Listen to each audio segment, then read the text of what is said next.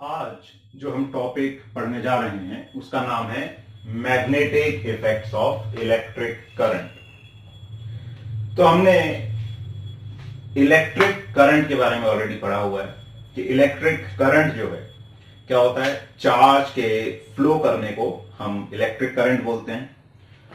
और जो electric current है वो क्या करता है, हीटिंग इफेक्ट प्रोड्यूस करता है। तो जैसे electric current heating effect produce करता है, मतलब जब करंट किसी वायर से रेजिस्टर से जाता है तो उसमें हीट प्रोड्यूस होती है, और जो पावर है उसको हम क्या लिखते हैं, आई स्क्वायर आर, और उसको टाइम से मल्टीप्लाई करेंगे तो एनर्जी आ जाएगी या हीट प्रोड्यूस आ जाएगी। अब ऐसे ही क्या इलेक्ट्रिक करंट का और भी कोई इफेक्ट होता है, तो वो इफेक्ट हम इसमें समझेंगे जो मैग्नेटिक इफेक्ट के नाम से जाना जाता है। मैग्नेट सभी ने देखा होगा। तो मैग्नेट में क्या होता है, दो पोल्स होते हैं, north pole and south pole. और हम मैग्नेट्स को देखते हैं कि मैग्नेट्स जो हैं उनके लाइक पोल्स आपस में रिपेल करते हैं, जैसे नॉर्थ और नॉर्थ है तो रिपेल करेगा, और अनलाइक पोल्स अट्रैक्ट करते हैं।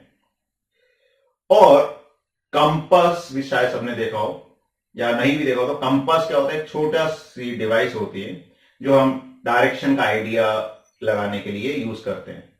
तो कंपास में क्या होता है, कंपास इस तरह का एक अरेंजमेंट होता है छोटा सा, जिसमें एक पॉइंटर है जो हमेशा नॉर्थ की तरफ डायरेक्टेड होता है। तो हम इसको कहीं भी ले जाएंगे तो ये पॉइंटर क्या करता है, हमें नॉर्थ की डायरेक्शन शो करता है। और अगर हमें नॉर्थ डायरेक्शन का पता चल गया तो हम बाकी डायरेक्शंस का पता कर सकते हैं। कैसे, अगर हम पेपर में रिप्रेजेंट करें तो ये डायरेक्शन होती है ईस्ट, ये वेस्ट, ये नॉर्थ और ये साउथ। तो अगर हमें पता चल गया कि इस तरफ नॉर्थ है तो ऑटोमेटिकली उसके ऑपोजिट साइड में साउथ है, इस तरफ ईस्ट है, इस तरफ वेस्ट है। बाई चांस मान लो नॉर्थ, ये कंपास ऐसे शो कर रहा है, ये नॉर्थ है, ये साउथ है, तो क्या करेंगे, तो हम इस पिक्चर को भी ऐसे 90 डिग्री घुमा दें। तो ये नॉर्थ हो गया, ये साउथ हो गया। अब ऐसे 90 डिग्री घुमाया तो हमने, ये वाला ईस्ट कहां चला जाएगा, नीचे, और ये वेस्ट ऐसे, तो ये ईस्ट वेस्ट हो गया। तो इस तरह से हम डायरेक्शंस का आइडिया लगा सकते हैं, और इससे जो शिप्स वगैरह हैं, प्लेन्स वगैरह हैं, उनको जो नेविगेट करते हैं, वो जो मूव करते हैं, तो इसी से आइडिया लगाते हैं कि किस डायरेक्शन में मूव कर रहे हैं। क्योंकि सड़क बनी है तो हमें पता है कि हम इस सड़क पे चल रहे हैं, लेकिन जब हवा में प्लेन उड़ रहा है या समुद्र में शिप जा रही है तो उसको किस डायरेक्शन में जाना है, कोई रास्ता तो बना हुआ नहीं है वहां पे।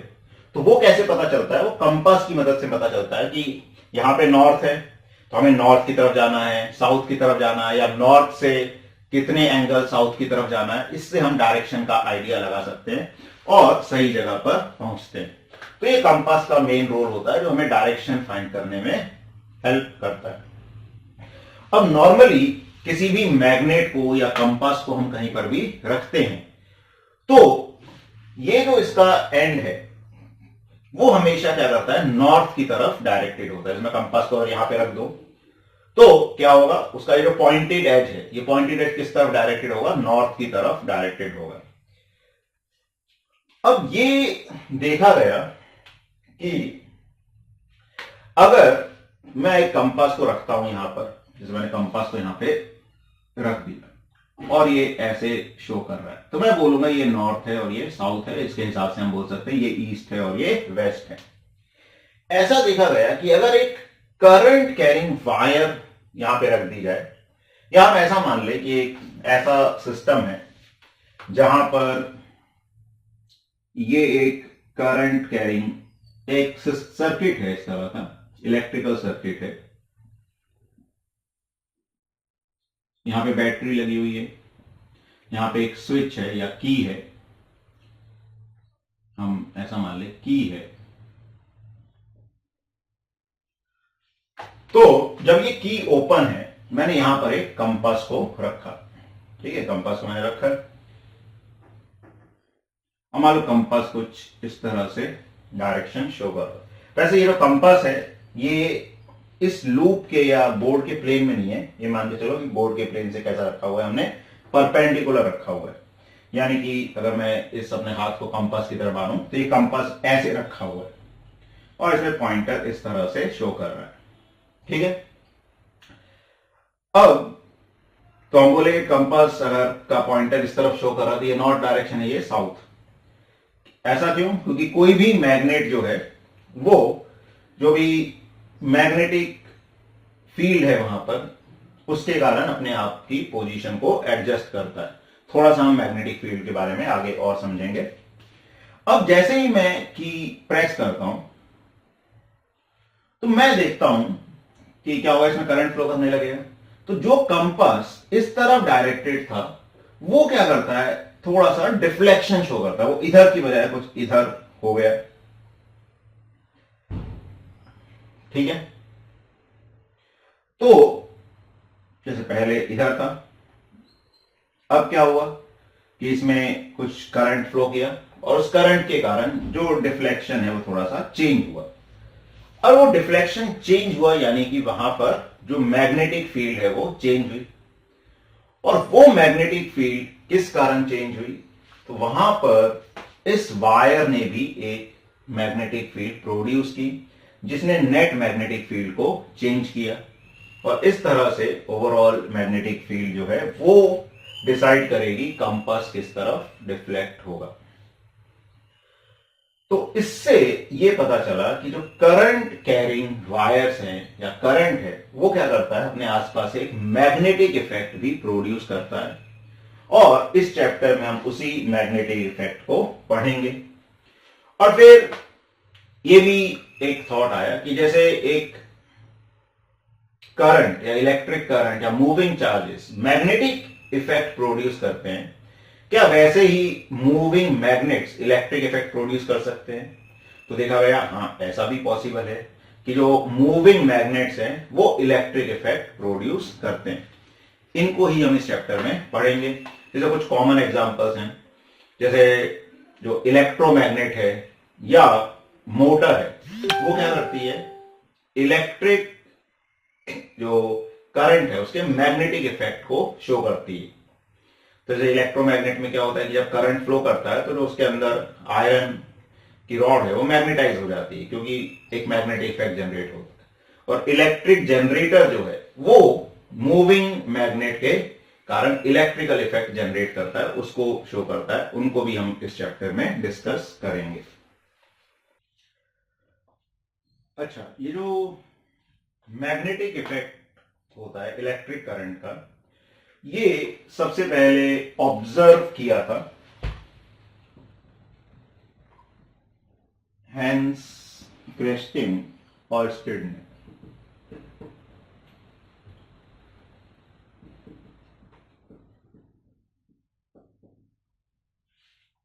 और ये एक एक्सीडेंटल डिस्कवरी थी। तो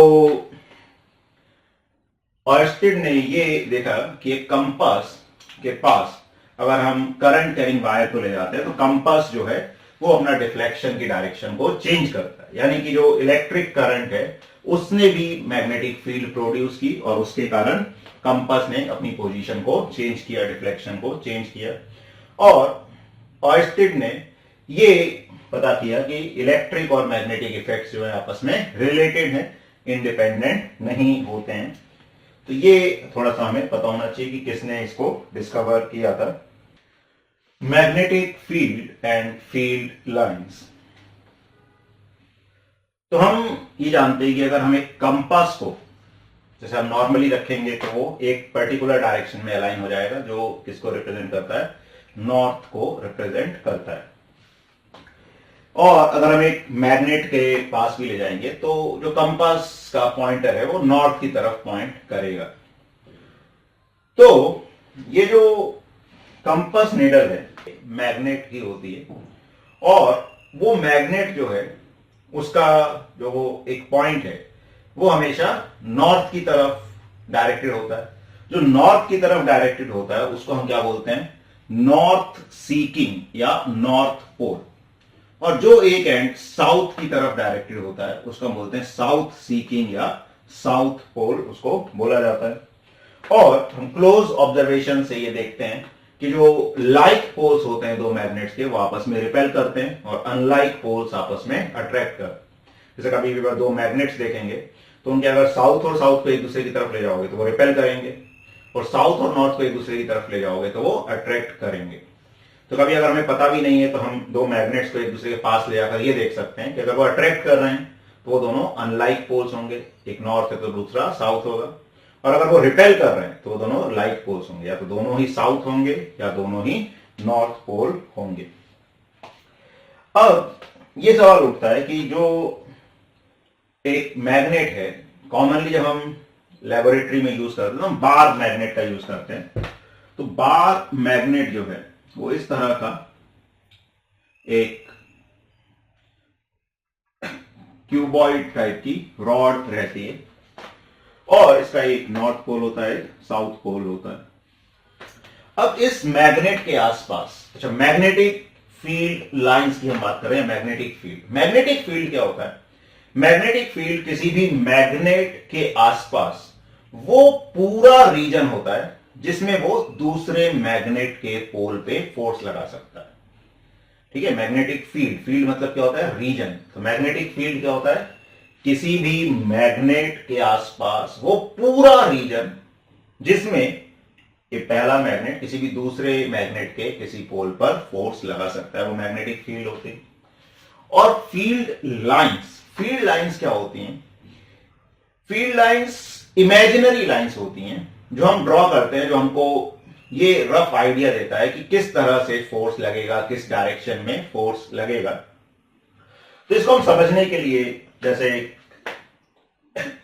छोटा सा एक्सपेरिमेंट करते हैं कि हम क्या करते हैं, एक मैग्नेट को फिक्स कर देते हैं। कार्डबोर्ड लिया हमने, कार्डबोर्ड के ऊपर हमने एक व्हाइट शीट लगा ली और इस मैग्नेट को वहां पे अपन ने फिक्स कर दिया, चिपका दिया इसको, और कुछ आयरन फिलिंग्स, आयरन के छोटे छोटे जो टुकड़े हैं, दाने हैं, वो अपन ने यहां पर बिछा दिए इस कार्डबोर्ड के ऊपर।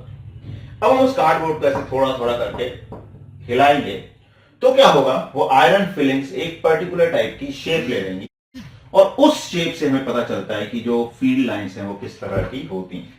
तो रफली ऐसा देखने में आएगा कि वो जो आयरन की फिलिंग्स हैं वो कुछ इस तरह की शेप ले लेती हैं।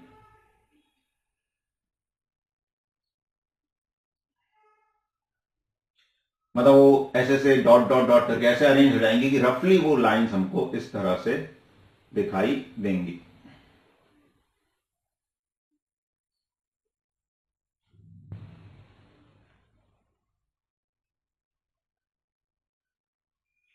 तो ये जो पैटर्न बनता है, इन्हीं पैटर्न में जो लाइंस बन रही हैं इनको हम मैग्नेटिक फील्ड लाइंस बोलते हैं।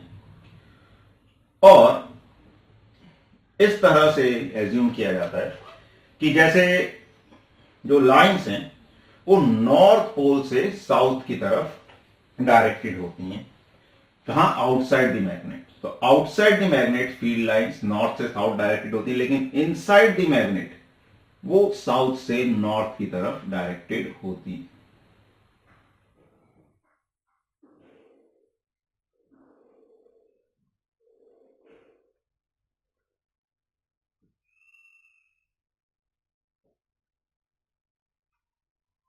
यानी कि वो क्लोज्ड कर्व्स बनाते हैं। ठीक है, outside the magnet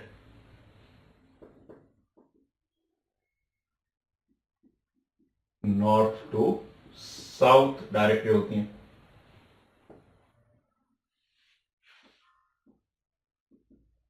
inside the magnet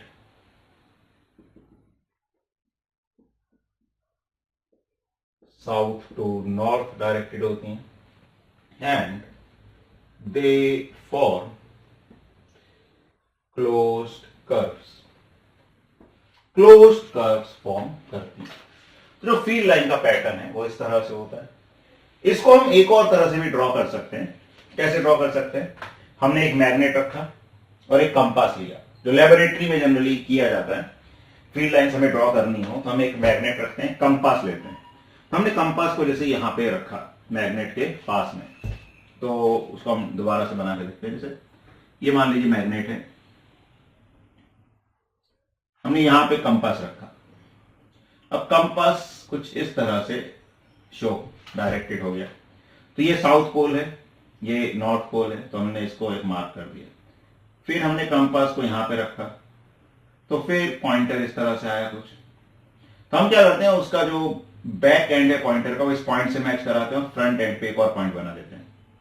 फिर हमने यहां पे कंपास रखा, फिर हमने देखा कि कंपास किस तरह से शो कर रहा है, तो फिर ये इस तरह से आया, तो ऐसे हम पॉइंट्स बनाते जाते हैं, और वो पॉइंट्स हम देखते हैं तो कुछ इस तरह की शेप फॉर्म करते हैं। अगर हम उसको एग्जैक्टली बनाएं तो ये फील्ड लाइंस का रिप्रेजेंटेशन बताता है कि हमें फील्ड लाइंस किस तरह से होंगी।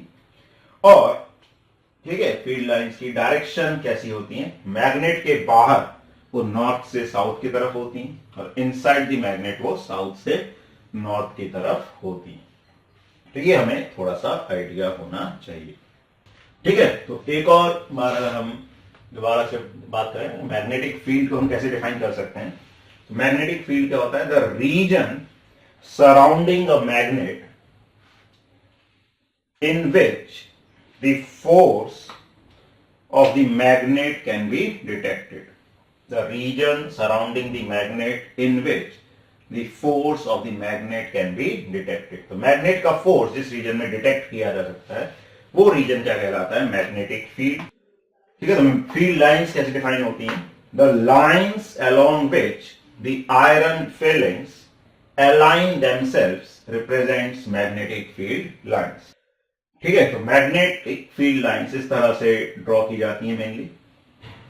अब ये जो मैग्नेटिक फील्ड की हम बात करते हैं, तो मैग्नेटिक फील्ड एक ऐसी क्वांटिटी है जिसके पास डायरेक्शन भी होती है और मैग्नीट्यूड भी होता है। तो जो मैग्नेटिक फील्ड है, कैसी क्वांटिटी होगी मैग्नेटिक फील्ड, तो it is a vector quantity. क्यों, क्योंकि जो भी क्वांटिटी मैग्नीट्यूड और डायरेक्शन दोनों के साथ है, अच्छा उसमें एक और चीज होता है कि वो वेक्टर क्वांटिटी यहां पर हो जाएगी, क्योंकि इसके पास मैग्नीट्यूड भी है और डायरेक्शन भी है। अच्छा, इसकी डायरेक्शन कैसे अज्यूम की जाती है, its direction is taken in the direction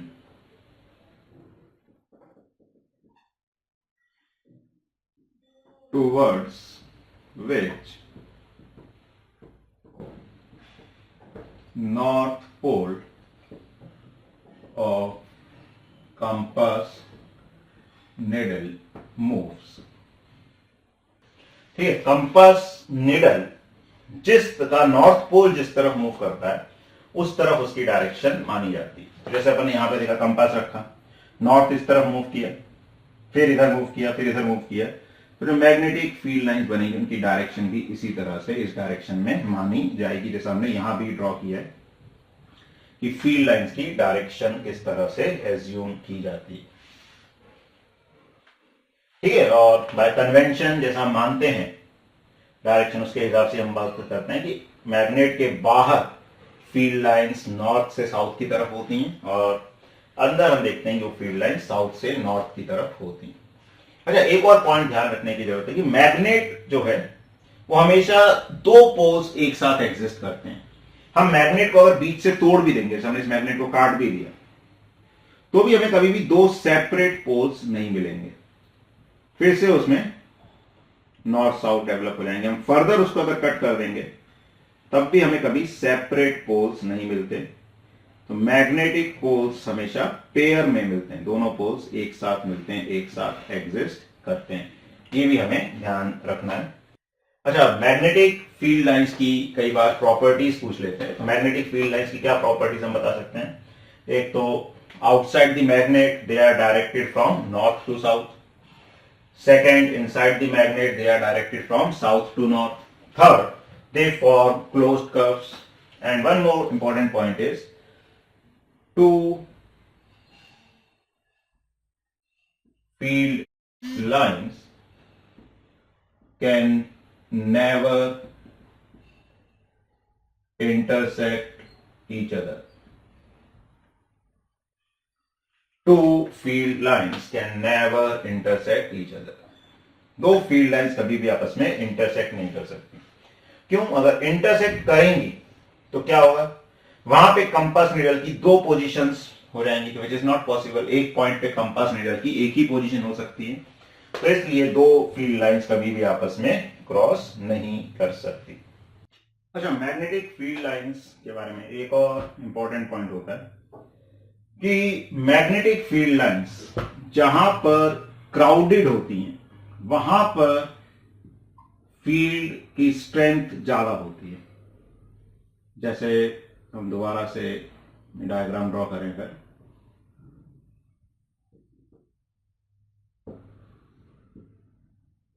तो इसे देखेंगे यहां पर फील्ड लाइन ज्यादा क्राउडेड है। क्राउडेड मतलब स्मॉल एरिया में ज्यादा फील्ड लाइन्स है। यहां हम देखें उतने ही एरिया में कम फील्ड लाइन्स है, यहां जाएंगे तो और कम हो जाएंगी। तो फील्ड लाइंस जहां पर क्राउडेड होती है वहां पर फील्ड की स्ट्रेंथ ज्यादा होती है। स्ट्रेंथ ज्यादा होती है मतलब वो जहां वहां पर ज्यादा फोर्स लगा सकती है किसी दूसरे होल पे। तो ये भी एक फील्ड लाइंस के बारे में इंपॉर्टेंट पॉइंट है जो हमको ध्यान रखना है कि if field lines are crowded at a point then strength of magnetic field is greater at those points. ठीक है, यहां पर फील्ड लाइंस की स्ट्रेंथ या मतलब फील्ड लाइन ज्यादा क्राउडेड होती है तो वहां पर मैग्नेटिक फील्ड की स्ट्रेंथ भी ज्यादा होगी। तो ये भी हमें ध्यान रखना है। Magnetic field due to a current carrying conductor. जैसा हमने शुरुआत में पढ़ा कि हम एक करंट कैरिंग वायर के पास में एक कंपास को ले जाते हैं तो कंपास की निडल अपने नॉर्मल पोजीशन से डिफ्लेक्शन शो करती है। क्यों डिफ्लेक्शन शो करती है? क्योंकि वायर वहां पर एक मैग्नेटिक फील्ड क्रिएट कर रही है। अब वो फील्ड किस पे डिपेंड करेगी, किस तरह की होगी, उसके बारे में हम थोड़ा सा इसमें डिस्कशन करेंगे। तो इसके लिए हम एक एक्सपेरिमेंट करते हैं। तो हम एक कार्डबोर्ड लेते हैं। तो ये कार्डबोर्ड हमने हॉरिजॉन्टल प्लेन में रखा, एक्चुअली जमीन के पैरेलल हमने इसको रखा और एक इसमें से कंडक्टर, एक कंडक्टिंग वायर को हमने इसमें से पास कर दिया। एक्चुअली ये वायर कैसा है, वर्टिकल, ठीक है, और ये जो कार्डबोर्ड है ये एक हाथ वाले प्लेन में हॉरिजॉन्टल है, जमीन के पैरेलल, और कंडक्टर इसके अंदर इस तरह से जा रहा है। और हमने सर्किट क्लोज किया, यहाँ पे की है, यहाँ पे बैटरी है, ठीक है, कुछ रेजिस्टेंस जो भी है सर्किट का वो हम बना सकते हैं। तो इस तरह का हमने ये अरेंजमेंट किया। अब हम क्या करते हैं, कंपास को रखते हैं किसी भी पॉइंट पे। तो हमने जैसे यहां पे कंपास रखा प्लेन में और हम इसमें से करंट फ्लो कराते हैं। तो हम इसमें करंट फ्लो कराते हैं तो हम देखते हैं जैसे हमने इसमें करंट फ्लो कराया कंपास डिफ्लेक्शन शो करता है। बिल्कुल करेगा, क्यों? क्योंकि ये करंट जब फ्लो करेगा तो वो अपने आसपास एक मैग्नेटिक फील्ड क्रिएट करेगा और जो कंपास का डिफ्लेक्शन है वो टोटल फील्ड पे डिपेंड करता है। टोटल फील्ड, अच्छा, एक फील्ड अर्थ की होती है। नॉर्मली भी कंपास क्या करता है, डिफ्लेक्शन शो करता है। क्यों डिफ्लेक्शन शो करता है? क्योंकि जो अर्थ है वो भी एक मैग्नेट की तरह बिहेव करती है और उस मैग्नेट की फील्ड के हिसाब से कंपास अपने आप को अलाइन करता है, कंपास की निडल अपने आप को अलाइन करती है। तो कंपास की निडल अर्थ की मैग्नेटिक फील्ड के हिसाब से नॉर्थ साउथ को बताती है और वही हमको नेविगेशन में हेल्प करता है। लेकिन जब हमने उसको वायर के पास रखा तो वहां पे वायर की भी फील्ड है, अब वायर की भी फील्ड है, अर्थ की भी फील्ड है, दोनों का इफेक्ट आएगा और उस कारण वो डिफ्लेक्शन चेंज हो जाएगा। अच्छा, अब हम क्या देखते हैं कि हम देखते हैं करंट को अगर हम बढ़ाते हैं तो करंट को बढ़ाने से डिफ्लेक्शन और बढ़ता है।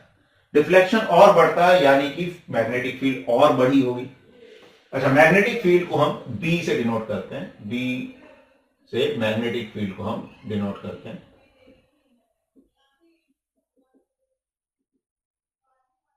तो अगर करंट बढ़ाने पर फील्ड बढ़ती है तो यहां से हम ये देखते हैं कि जो मैग्नेटिक फील्ड है ये करंट के डायरेक्टली प्रोपोर्शनल होती है। करंट के डायरेक्टली प्रोपोर्शनल, यानी करंट को हम दुगना करेंगे तो फील्ड भी क्या हो जाएगी, दुगनी हो जाएगी।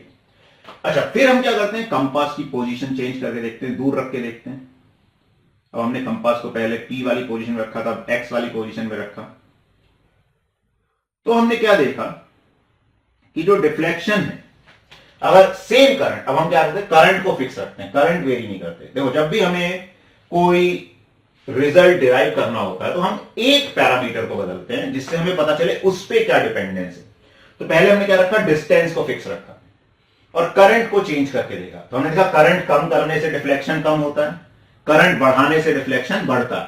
यानी कि डिफ्लेक्शन करंट पे डिपेंड कर रहा है, लगभग डायरेक्टली प्रोपोर्शनल। और डिफ्लेक्शन एक्चुअली फील्ड के कारण आ रहा है, तो हम बोलते हैं वायर की मैग्नेटिक फील्ड करंट की क्या होती है, डायरेक्टली प्रोपोर्शनल। फिर हम क्या रखते हैं, करंट को फिक्स रखते हैं, डिस्टेंस को चेंज करते हैं, डिस्टेंस को बढ़ाते हैं। तो डिस्टेंस को बढ़ाने से डिफ्लेक्शन क्या हो जाता है, कम। और डिस्टेंस बढ़ाएंगे तो डिफ्लेक्शन कम होता है। अगर हम और नजदीक ले आते हैं तो डिफ्लेक्शन बढ़ जाता है। यानी कि डिस्टेंस कम करने पे डिफ्लेक्शन बढ़ रहा है और डिस्टेंस बढ़ाने पे डिफ्लेक्शन कम हो रहा है। यानी यहां पर डायरेक्ट रिलेशन नहीं है, यहां पे इनवर्स रिलेशन होता है। तो इसको ऐसे बोलते हैं, B is proportional to 1/r, या इसको मैथमेटिकली ऐसे बोलते हैं, B is inversely proportional to r। ठीक है, तो एक वायर की मैग्नेटिक फील्ड उसके करंट के डायरेक्टली प्रोपोर्शनल होती है और डिस्टेंस के इनवर्सली प्रोपोर्शनल होती है। और एक्चुअली में जो फॉर्मूला आता है वो इस तरह का आता है, mu naught I upon 2πr।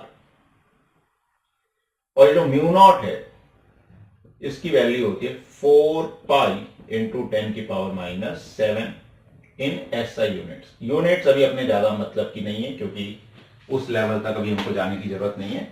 तो SI यूनिट्स में, यानी कि करंट को हम SI यूनिट एम्पियर में रखेंगे, डिस्टेंस को SI यूनिट मीटर में रखेंगे, तो मैग्नेटिक फील्ड किस में आ जाएगी, SI यूनिट में। और मैग्नेटिक फील्ड की SI यूनिट होती है, SI unit of magnetic field होती है टेस्ला, जिसको हम T से डिनोट करते हैं। और CGS यूनिट होती है gauss, and 1 tesla is equal to 10⁴ gauss. तो हमें गॉस भी इसलिए याद रखना चाहिए क्योंकि मैग्नेटिक फील्ड टेस्ला अमाउंट बहुत ही ज्यादा होता है। ज्यादातर मैग्नेटिक फील्ड स्मॉल अमाउंट की होती है, तो हमें गॉस में दी होती है। तो टेस्ला को हमें गॉस में कन्वर्ट करना आना चाहिए। यानी कि 1 गॉस अगर हम बोले तो क्या हो जाएगा, 10⁻⁴ टेस्ला। ठीक है, तो ये हो गई मैग्नेटिक फील्ड कितनी होगी। अब उसकी डायरेक्शन क्या होती है, तो डायरेक्शन डिसाइड करने के लिए हम क्या करते हैं, हम वैसे ही करते हैं आयरन फिलिंग्स वाला, जैसे हमने पहले केस किया था। हम इस कार्डबोर्ड के ऊपर आयरन फिलिंग्स बिछा देते हैं और हम करंट पास करते हैं वायर में, और हम क्या करते हैं, उसको कार्डबोर्ड को धीरे धीरे थोड़ा सा डिस्टर्ब करते हैं, हिलाते हैं। उसको हिलाने से क्या होती है, आयरन फिलिंग थोड़ा सा एडजस्ट हो जाती है अपने हिसाब से।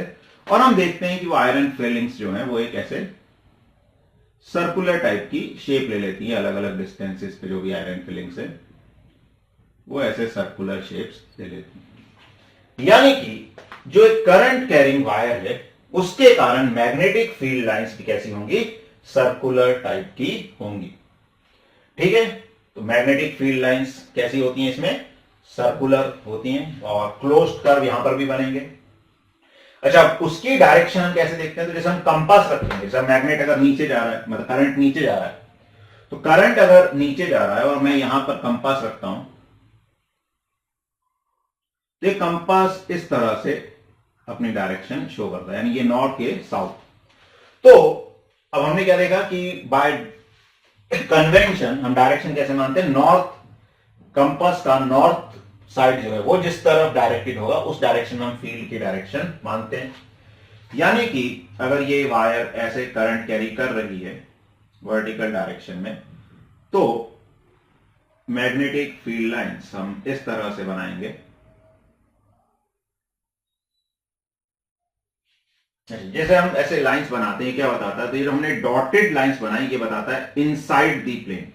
एक्चुअली ये करंट ऐसे जा रहा है, फील्ड लाइंस कैसी हैं, ऐसी, इसको सराउंड करते हुए। अब किसी भी पॉइंट पे जो इस कर्व पे टेंजेंट है, टेंजेंट सब समझते ही होंगे, जैसे कोई भी एक सर्कल है उस पे जो लाइन ऐसे टच करके जाती है इसको टेंजेंट बोलते हैं। तो अगर ऐसा एक कर्व है उसकी हमने अगर डायरेक्शन शो कर दी, तो जैसे यहां पर मैं टेंजेंट बनाऊंगा तो जो एरो की डायरेक्शन है उस डायरेक्शन में मैग्नेटिक फील्ड आएगी। तो जैसे इस पॉइंट पर मैग्नेटिक फील्ड ऐसे आएगी अगर एरो ऐसा है, तो ये करंट अगर नीचे जा रहा है तो ऐसे फील्ड लाइंस आएंगी। और डायरेक्शन कैसे आएगी, एरो, एरो ऐसा है तो इस पॉइंट पे देखेंगे तो हम इस तरफ आएगी, इस पॉइंट पर देखेंगे तो इस तरफ आएगी, इस पॉइंट पर ऐसे। तो इस तरह से डायरेक्शन आएगी मैग्नेटिक फील्ड लाइंस की। और ये डायरेक्शन को फाइंड करने के लिए हम एक इसको रूल भी बोलते हैं जिसको बोला जाता है राइट हैंड थंब रूल। तो राइट हैंड थंब रूल क्या कहता है, राइट हैंड थंब रूल कहता है, देखो राइट हैंड को देखो पहले ऐसे रखो स्ट्रेच करके, स्ट्रेच करके मतलब ये फिंगर्स और अंगूठे के बीच में 90 डिग्री का एंगल होना चाहिए। ऐसा नहीं रखना है अंगूठा, ऐसे फिंगर्स मिली हुई, अंगूठा ऐसे, ठीक है। अब क्या करो, जो अंगूठा है उसको जिस डायरेक्शन में करंट जा रहा है उस डायरेक्शन में उसको उस डायरेक्शन में ले जाओ उसको। तो करंट यहां कहां जा रहा है, नीचे, तो हम नीचे की डायरेक्शन में अंगूठे को ले जाएं, ठीक है। और फिंगर्स को क्या करें, घुमाएं। तो फिंगर्स को हम जब घुमाएंगे तो जो फिंगर्स जैसे घूम रही है फील्ड लाइंस भी वैसे घूमेंगी। तो अगर करंट नीचे जा रहा है, फिंगर्स ऐसे घूम रही हैं, तो करंट भी ऐसे घूमेगा, ठीक है। करंट की डायरेक्शन ऐसे आएगी। और अगर करंट ऊपर जा रहा है, जैसे इधर अपन बना लें, तो अगर करंट ऊपर जा रहा है तो फिंगर्स ऐसे घूम रही हैं, तो फील्ड लाइंस भी ऐसे घूमेंगी, ठीक है, समझ आ रहा है। ये डॉटेड पोर्शन अंदर वाले मतलब प्लेन के, बोर्ड के प्लेन के अंदर को शो कर रहा है और ये वाला पोर्शन बाहर को शो कर रहा है। तो इस तरह से ये फील्ड लाइंस हम बना सकते हैं using right hand thumb rule, ठीक है। तो फील्ड किस पे डिपेंड करती है, करंट पे। कैसे, डायरेक्टली प्रोपोर्शनल होती है। डिस्टेंस पे, डिस्टेंस के इनवर्सली प्रोपोर्शनल होती है। और ये फॉर्मूला भी याद रख सकते हो, ठीक है, कि mu naught I upon 2 pi R. Mu naught की वैल्यू होती है 4 पाई इंटू 10⁻⁷। और डायरेक्शन कैसे डिसाइड करनी है, तो करंट की डायरेक्शन में अंगूठा करेंगे राइट हैंड का, और फिंगर जैसे घूम रही है फील्ड लाइंस वैसे ही घूमेंगी। तो अगर करंट ऊपर है तो इस तरह से आएंगी फील्ड लाइंस, करंट नीचे है तो इस तरह से आएंगी फील्ड लाइंस, ठीक है। तो हमने देखा कि मैग्नेटिक फील्ड की डायरेक्शन कैसे निकालते हैं। तो हमने देखा कि अगर हम अंगूठे को करंट की डायरेक्शन में करेंगे तो फिंगर्स जैसे घूमेंगी वैसे ही मैग्नेटिक फील्ड आएगी। अगर इसको एक और तरीके से देखा जाता है, क्या तरीका होता है कि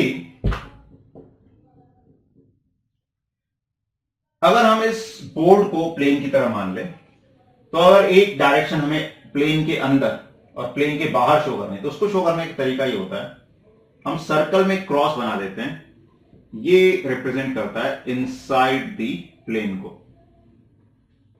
और ऐसे ही हम एक अगर डॉट बना देते हैं सर्कल में, ये रिप्रेजेंट करता है आउटसाइड दी प्लेन को।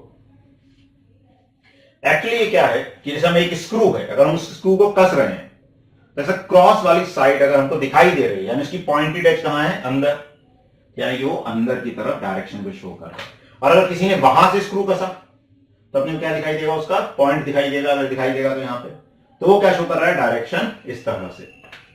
अब इस तरह से अगर हम देखें तो कई बार प्रॉब्लम को समझना सोचना थोड़ा आसान होता है।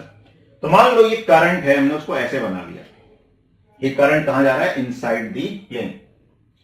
तो करंट इनसाइड दी प्लेन जा रहा है। अब हम करंट की डायरेक्शन अंगूठा करें, ऐसे स्ट्रेच रखें हाथ को, अंगूठा करें करंट की डायरेक्शन में अंदर की तरफ। तो फिंगर्स कैसे घूम रही हैं, ऐसे, यानी कि जो फील्ड लाइंस हैं वो ऐसे घूमेंगी, ठीक है। ये सर्कल बनेंगे, इतना अच्छे बन नहीं रहे।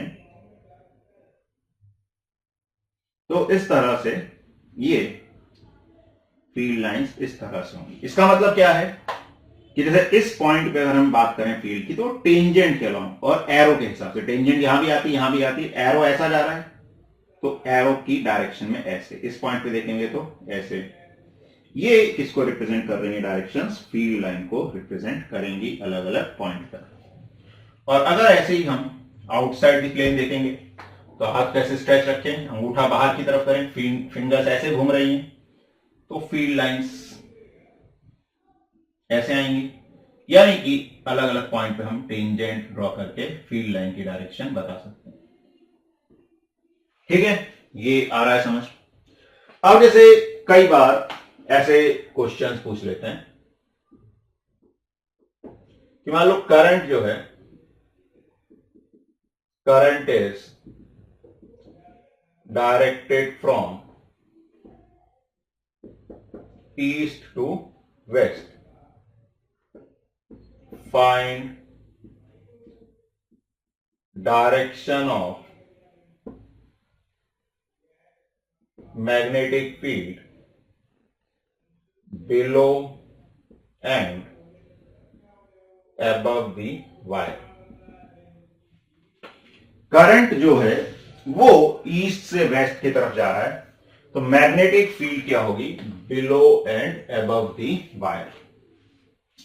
तो क्या करोगे, कुछ समझ आएगा? तो देखो इसको यहां पे हम करने की कोशिश करते हैं। तो सबसे पहले क्या करना है, अपने को डायरेक्शंस बनानी। और जब भी हम अपनी कॉपी में या किसी पेज पे डायरेक्शन शो करेंगे तो ऐसे हमें डायरेक्शन बनानी है। तो ये क्या होती है, ईस्ट, ये वेस्ट, ये नॉर्थ और ये साउथ, ऐसे ये डायरेक्शंस बनाई जाती है। ठीक है, ये तो बोर्ड ऐसा वर्टिकल दिख रहा है, बाकी अपनी कॉपी में बनाएंगे तो कॉपी हॉरिजॉन्टल होगी। ये ईस्ट, ये वेस्ट, ये नॉर्थ, ये साउथ, और ये अपवर्ड हो जाएगी ऊपर, और ये क्या हो जाएगी, डाउनवर्ड। ठीक है, चार दिशाएं होती हैं हॉरिजॉन्टल में, ईस्ट वेस्ट नॉर्थ साउथ, और एक अपवर्ड एक डाउनवर्ड। तो इसके बोर्ड के हिसाब से ये ईस्ट वेस्ट नॉर्थ साउथ होगी, तो ये बाहर की तरफ क्या हो जाएगा, अपवर्ड, और अंदर की तरफ क्या हो जाएगा, डाउनवर्ड। चलो, करंट कैसे जा रहा है, ईस्ट से वेस्ट की तरफ। तो करंट ऐसे जा रहा है ईस्ट से वेस्ट की तरफ। ठीक है, अब अगर हम फील्ड लाइंस की बात करें तो फील्ड लाइंस की बात करनी है अब हमको कहां पे, इसके बिलो एंड अबव। अच्छा, बिलो एंड अबव का मतलब ये नहीं है, ध्यान रखना है। तो करंट ईस्ट से वेस्ट जा रहा है, अब ये तो नॉर्थ साउथ है, बिलो क्या हो गया ये, अबव क्या हो गया ये। अगर हम इस प्लेन में देखें तो अबव मतलब इसके ऊपर, बिलो मतलब इसके नीचे। आ रहा है समझ? तुम्हें लग रहा हो यही तो बिलो है, ये बिलो नहीं, ये एक्चुअली हम बोर्ड को, तो अपनी कॉपी में अगर ये बनाओगे तो कॉपी को देखो, तो ये ईस्ट, ये वेस्ट, ये नॉर्थ, ये साउथ, ये किसको शो कर रहा है, हॉरिजॉन्टल में चार डायरेक्शन जो हैं, और ये ऊपर को शो करेगा और ये नीचे। मतलब इसको हम थोड़ा सा घुमा के देखें, तो हमने इस प्लेन में बनाया है, तो हमने इसको नॉर्थ साउथ बोला है, तो इन डायरेक्शन जैसे हमने मानी उसके हिसाब से ऊपर क्या हो जाएगा, अबव, नीचे क्या हो जाएगा, बिलो। ठीक है, तो करंट ऐसे जा रहा है। अब हम क्या करें, करंट की डायरेक्शन में फिंगर को अपनी, सॉरी अंगूठे को करें, और फिंगर्स ऐसे कर्ल करने हैं, तो इस तरह से ये आ जाएगा। अच्छा, अब मतलब इसके ऊपर, मतलब ये डायरेक्शन। तो ये सर्कल कैसा बन रहा है, देखो ऐसे गया, यहां से ऐसे करके आएगा, ऐसे। जैसे मैं वायर को यूं मान लो, ठीक है, इसको ऐसे मान लो वायर को, करंट ऐसे जा रहा है। ठीक है, करंट अंगूठे की डायरेक्शन में करंट जा रहा है, फिंगर्स कैसे घूम रही हैं, ऐसे घूम रही हैं फिंगर्स, तो ऐसे घूम रही हैं। ठीक है, अब इसके लिए जो हमने बोर्ड में बनाया उसके हिसाब से अबव कौन सा पॉइंट है, यहां वाला अबव है, और यहां वाला बिलो है। तो अबव वाले पॉइंट पे फील्ड ऐसे घूम रही है, तो यहां पे जो टेंजेंट आएगी वो ऐसे आएगी, ऐसे मतलब अपने पिक्चर के हिसाब से कैसी आएगी, नॉर्थ की तरफ, और बिलो नीचे की तरफ आएगी, साउथ की तरफ। तो अबव जो डायरेक्शन आएगी वो कैसे आ जाएगी, नॉर्थ, और बिलो कैसी आ जाएगी, साउथ। तो ऐसे हम फील्ड की डायरेक्शन बता सकते हैं डिफरेंट पॉइंट्स पे कैसे होगी। आ रहा समझ? जैसे सिमिलरली इसी में अगर हमें क्वेश्चन बोले कि करंट मान लें ऊपर से नीचे जा रहा है, ठीक है, करंट कैसे जा रहा है, ऊपर से नीचे, करंट इन डाउनवर्ड डायरेक्शन। ठीक है, find magnetic field towards south. तो करंट ऊपर से नीचे जा रहा है, मतलब करंट ऐसे जा रहा है। अब इसके कारण मैग्नेटिक फील्ड ऐसी आएगी, तो साउथ पे जाएंगे तो फील्ड कहां की तरफ आएगी, टुवर्ड्स वेस्ट।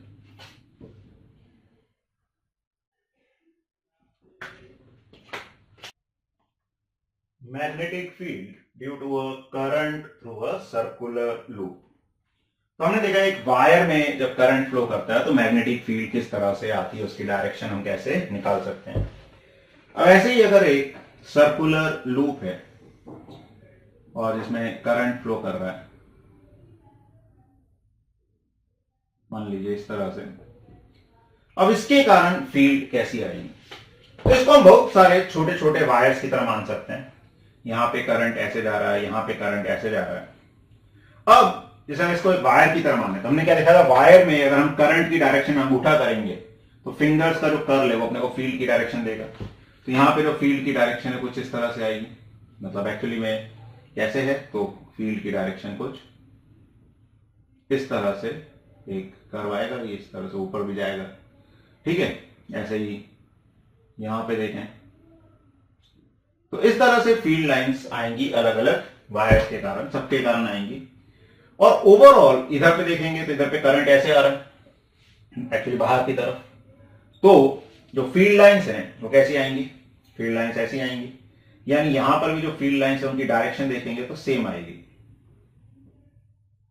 तो इफेक्टिवली ये सारी जो फील्ड लाइंस है छोटे छोटे पार्ट्स की, आपस में ऐड होती हैं और ऐड होके जो रिजल्टेंट फील्ड है वो कुछ इस तरह से आती है कि इसकी एक्सिस पे हम देखें तो फील्ड कैसे आ जाती है, अलोंग दी एक्सिस। एक्सिस मतलब ये जो लूप है इसके सेंटर से जाने वाली लाइन, और जो इस लूप के प्लेन के कैसी है, परपेंडिकुलर है। तो इस डायरेक्शन में मैग्नेटिक फील्ड आ जाती है और इसके आसपास फील्ड लाइंस ऐसे कर्व जैसी अपने पास फील्ड लाइंस रहेंगी, ठीक है। एक्चुअली इसमें हर एक छोटा छोटा एलिमेंट फील्ड प्रोड्यूस करता है जिसके कारण फील्ड लाइंस आती हैं। तो इधर पे ऐसे सर्कुलर लूप जैसे रहेंगे और बीच में सबके कारण फील्ड ऐड होते होते ये सर्कुलर एक स्ट्रेट लाइन जैसी फील्ड आ जाती है। अगर हम सेंटर पे बात करते हैं यहां पर फील्ड की, तो magnetic field at centre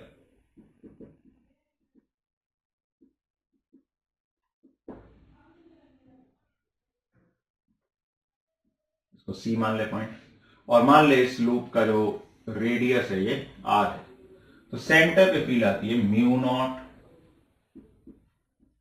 I bye 2r, ठीक है। आई करंट, आर रेडियस, तो इसमें भी आई जितना ज्यादा होगा फील्ड उतनी ज्यादा होगी, आर जितना ज्यादा होगा फील्ड उतनी कम होगी। अच्छा, ये तो हो गई एक लूप के कारण। कई बार ऐसा होता है लूप में बहुत सारे टर्न्स होते हैं, इसको अपन कॉइल भी बोल देते हैं। तो हर एक टर्न के कारण जो फील्ड है वो सेम डायरेक्शन में आएगी और ऐड होती जाएगी, तो उसका फैक्टर भी इंक्लूड रहेगा। तो if loop has n turns, then magnetic field at center would be mu naught n I by 2r। Mu naught already हम देख चुके हैं क्या होता है, 4 पाई इंटू 10 की पावर -7 इन SI यूनिट्स। तो ये हमें थोड़ा सा एक सर्कुलर लूप की फील्ड का आइडिया होना चाहिए। और रफली इसको भी हम कैसे देख सकते हैं, यही कि हम एक कार्डबोर्ड लें, उसमें 2 छेद करें, कॉइल को उसमें फिक्स करें और आयरन फिलिंग्स रख के जब हम कार्डबोर्ड को थोड़ा सा डिस्टर्ब करेंगे तो देखेंगे एक्सिस के अलोंग एक स्ट्रेट लाइन के अलोंग अरेंज हो जाएंगे और बाकी जगह से कुछ कर्व्स आएंगे, तो वो हमें बताएंगे फील्ड लाइंस किस तरह की होती हैं। तो वो हमें थोड़ा सा आइडिया होना चाहिए और इसका आइडिया होना चाहिए कि किन फैक्टर्स पे फील्ड डिपेंड करती है सेंटर पे। Magnetic field due to current in a solenoid. तो सोलेनॉइड क्या होता है, सोलेनॉइड बेसिकली क्या होता है, बहुत सारे सर्कुलर टर्न की एक कॉइल होती है, लेकिन वो कैसी होती है, एक सिलिंड्रिकल टाइप की शेप की, या अपन उसको बनाना चाहें तो कैसे बनाएंगे, जैसे हमने एक सिलिंड्रिकल ट्यूब जैसी ली और उसके ऊपर हमने वायर को ऐसे रैप किया। अच्छा, इनको बिल्कुल नजदीक नजदीक हम रैप करते हैं, यहां थोड़ा सा टाइम सेव करने के लिए उनको इतनी नजदीक नहीं बना रहे हैं। ठीक है, बिल्कुल क्लोज हम उनको ऐसे एक दूसरे क्लोज क्लोज बाउंड करते जाते हैं। तो ऐसा जो अरेंजमेंट होता है जिसमें बहुत सारे सर्कुलर टर्न्स क्लोजली पैक्ड होते हैं, ऐसे अरेंजमेंट को क्या बोला जाता है? सोलेनॉइड बोला जाता है। ठीक है, नॉर्मल कॉइल में क्या होता है? नॉर्मल कॉइल में बहुत सारे टर्न एक ही जगह पे हम रैप कर देते हैं। सोलेनॉइड में वो टर्न्स ऐसे सिलेंडरिकल फॉर्म में डिस्ट्रीब्यूटेड रहते हैं। अच्छा, ये जरूरी नहीं है कि यहाँ पे सिलेंडर है। हमने सिलेंडर लिया है, जैसे मार्कर है, हमने इसको लिया, इसके ऊपर ऐसे एक वायर से रैप कर दिया टर्न, और फिर हम इसको निकाल लें वहां से, तो जो बचेगा अरेंजमेंट वायर वाला वो सोलेनॉइड कहलाएगा। अब जैसे इसमें हमने करंट फ्लो कराया, तो ये करंट पीछे से गया, यहां से आएगा, फिर पीछे से गया, यहां से आएगा। तो ऐसे देखो जितने भी टर्न्स हैं सब में करंट जो है वो सेम डायरेक्शन में फ्लो करेगा। ठीक है, अब इसको हम बहुत सारे सर्कुलर लूप की तरह देख सकते हैं। तो ये सर्कुलर लूप है, इस सर्कुलर लूप के कारण फील्ड, अच्छा सर्कुलर लूप की जो फील्ड है उसको भी हम देख सकते हैं राइट हैंड, जिसे हमने थंब रूल देखा तो उसी तरह से देख सकते हैं थोड़ा सा, कि हमने जैसे फील्ड की डायरेक्शन अगर देखनी हो कभी कि अगर ये सर्कुलर लूप है, इसमें करंट जा रहा है, तो जैसे वायर के लिए हम क्या करते हैं? अंगूठे को करंट की डायरेक्शन में करते हैं, और फिंगर्स का जो घुमाव है, कर्ल है, वो हमको फील्ड की डायरेक्शन देता है। इसमें हम क्या करते हैं? करंट घूमता हुआ जा रहा है, सर्कल में जा रहा है, तो हम राइट हैंड का यूज करें और जिस डायरेक्शन में करंट जा रहा है उस डायरेक्शन में फिंगर्स को घुमाएं, तो जो अंगूठे की डायरेक्शन है वो हमें एक्सिस पे फील्ड की डायरेक्शन दे देगी। तो अगर करंट ऐसे जा रहा है तो अंगूठा कहां जा रहा है? इधर, तो ये हमें दे देगा फील्ड की डायरेक्शन, ऐसी आएगी फील्ड की डायरेक्शन। ठीक है, और अगर करंट ऐसे जा रहा है तो करंट की डायरेक्शन फिंगर्स को कर्ल करें तो ऐसे आएगा अंगूठा, तो करंट इस डायरेक्शन, सॉरी फील्ड इस डायरेक्शन में आएगी। ये हम ऐसे फील्ड की डायरेक्शन लूप में बता सकते हैं। अब इसमें बहुत सारे लूप हैं, तो हर एक लूप के कारण देखेंगे डायरेक्शन सेम डायरेक्शन में आएगी। तो इफेक्टिवली जो फील्ड आती है वो ऐड होती है और इस तरह की वो फील्ड आ जाती है।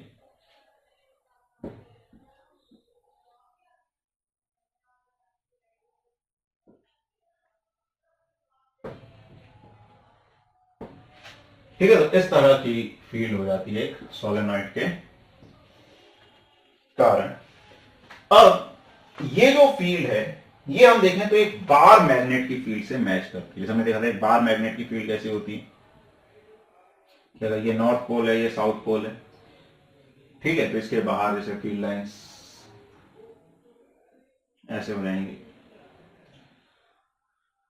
तो बार मैग्नेट में हमने क्या देखा था? नॉर्थ से साउथ की तरफ जाती हैं फील्ड लाइंस, और अंदर साउथ से नॉर्थ की तरफ रहती हैं। तो इसमें भी कुछ वैसा ही पैटर्न बन रहा है, फील्ड लाइंस इधर पे, इधर से इधर है, बाहर से, यानी ये एक नॉर्थ पोल की तरह काम करेगा, ये साउथ पोल की तरह। तो सोलेनॉइड की जो फील्ड लाइंस है वो मैग्नेट की फील्ड लाइंस को रिसेंबल करती हैं, और अंदर इसके फील्ड जो है वो कैसी होती है? यूनिफॉर्म। यूनिफॉर्म मतलब हर पॉइंट पे एक जैसी फील्ड होती है। ठीक है, यहां पे इनसाइड फील्ड इज यूनिफॉर्म। और सोलेनॉइड का यूज किया जाता है इलेक्ट्रोमैग्नेट बनाने के लिए। तो जो मैग्नेटिक मटेरियल हैं उनको क्या किया जाता है? अपन इस सोलेनॉइड के अंदर फिक्स कर देते हैं। बताइए, अपन ने जैसे आयरन का पीस लिया, उसके ऊपर हमने वायर को लपेटा। अब हम इस वायर से जब करंट फ्लो करते हैं तो मैग्नेटिक फील्ड प्रोड्यूस होगी, और उसके कारण जो आयरन है वो क्या हो जाता है? मैग्नेटाइज हो जाता है, और मैग्नेटाइज होने के कारण वो मैग्नेट, जो मैग्नेटिक मटेरियल्स है जो मैग्नेट की तरफ अट्रैक्ट होते हैं, उनको अट्रैक्ट करने लगता है। इसको ही क्या बोला जाता है? इलेक्ट्रोमैग्नेट। तो हम करंट बंद कर देंगे तो फिर आयरन नॉर्मल हो जाएगा, उसकी मैग्नेटिक प्रॉपर्टी लूज हो जाएगी। तो कई जगह पे जहां पर हमें मैग्नेटिक मटेरियल को अलग करना है दूसरे मटेरियल से, तो हम इलेक्ट्रोमैग्नेट का यूज करते हैं। अच्छा, नॉर्मल मैग्नेट का क्यों नहीं यूज करते? तो नॉर्मल मैग्नेट क्या करता है? सिर्फ अट्रैक्ट करता है। तो वो क्या करेगा, अट्रैक्ट कर लेगा, लेकिन उससे अपने को चीजों को अलग करने के लिए फिर उनको खींच खींच के अलग करना पड़ेगा। इलेक्ट्रोमैग्नेट क्या है, मान लो बहुत सारा कचरे का ढेर है, उसमें हमें आयरन वगैरह का सामान जो मैग्नेटिक मटेरियल उसको अलग करना है। तो हमने क्या किया, एक ऐसा आयरन का सिलेंडर लिया, उसके ऊपर एक कॉइल वायर लपेटा, कॉइल बना दी सोलेनॉइड जैसी। अब जब हम उसमें से करंट फ्लो करेंगे तो वो आयरन का पीस क्या बन गया, मैग्नेट। हमने उसको कचरे के ढेर के ऊपर ले गए, उसने क्या किया, मैग्नेटिक मटेरियल को अपनी तरफ अट्रैक्ट कर लिया। अब हम दूसरी जगह ले गए जहां पे हमें उसको अलग करके रखना है। हमने वहां ले गए, वहां पे हमने क्या किया, स्विच ऑफ कर दिया, करंट बंद हो गया, तो मैग्नेटिज्म लॉस हो गया उसका। तो मैग्नेटिज्म लॉस हो गया तो जो चीज अट्रैक्ट की थी वो उससे गिर गई। तो इस तरह से हम इलेक्ट्रोमैग्नेट बनाकर उसका यूज कर सकते हैं। ठीक है, तो ये थोड़ा सा हमें आइडिया होना चाहिए मैग्नेटिक फील्ड का, वायर के कारण, लूप के कारण, सोलेनॉइड के कारण, और इलेक्ट्रोमैग्नेट क्या होता है, कैसे बना सकते हैं। स्कूल प्रोजेक्ट में भी हम बना सकते हैं इलेक्ट्रोमैग्नेट। एक आयरन का सिलेंडर सामने लिया, या कीली ली हमने, एक आयरन की मोटी कील ली, उसके अपने वायर को लपेटा, उसको सेल से कनेक्ट कर दिया, एक स्विच लगा दिया। जब हम स्विच ऑन करेंगे तो जो आयरन की नेल है वो एक मैग्नेट की तरह काम करने लगेगी। ठीक है। Force on a current carrying conductor in a magnetic field. अभी तक हमने ये देखा कि अगर एक कंडक्टर में करंट फ्लो करता है तो अपने आसपास मैग्नेटिक फील्ड क्रिएट करता है, और उस मैग्नेटिक फील्ड में अगर हम किसी मैग्नेट को रखेंगे, कंपास को रखेंगे, तो वो क्या करता है, फोर्स एक्सपीरियंस करता है।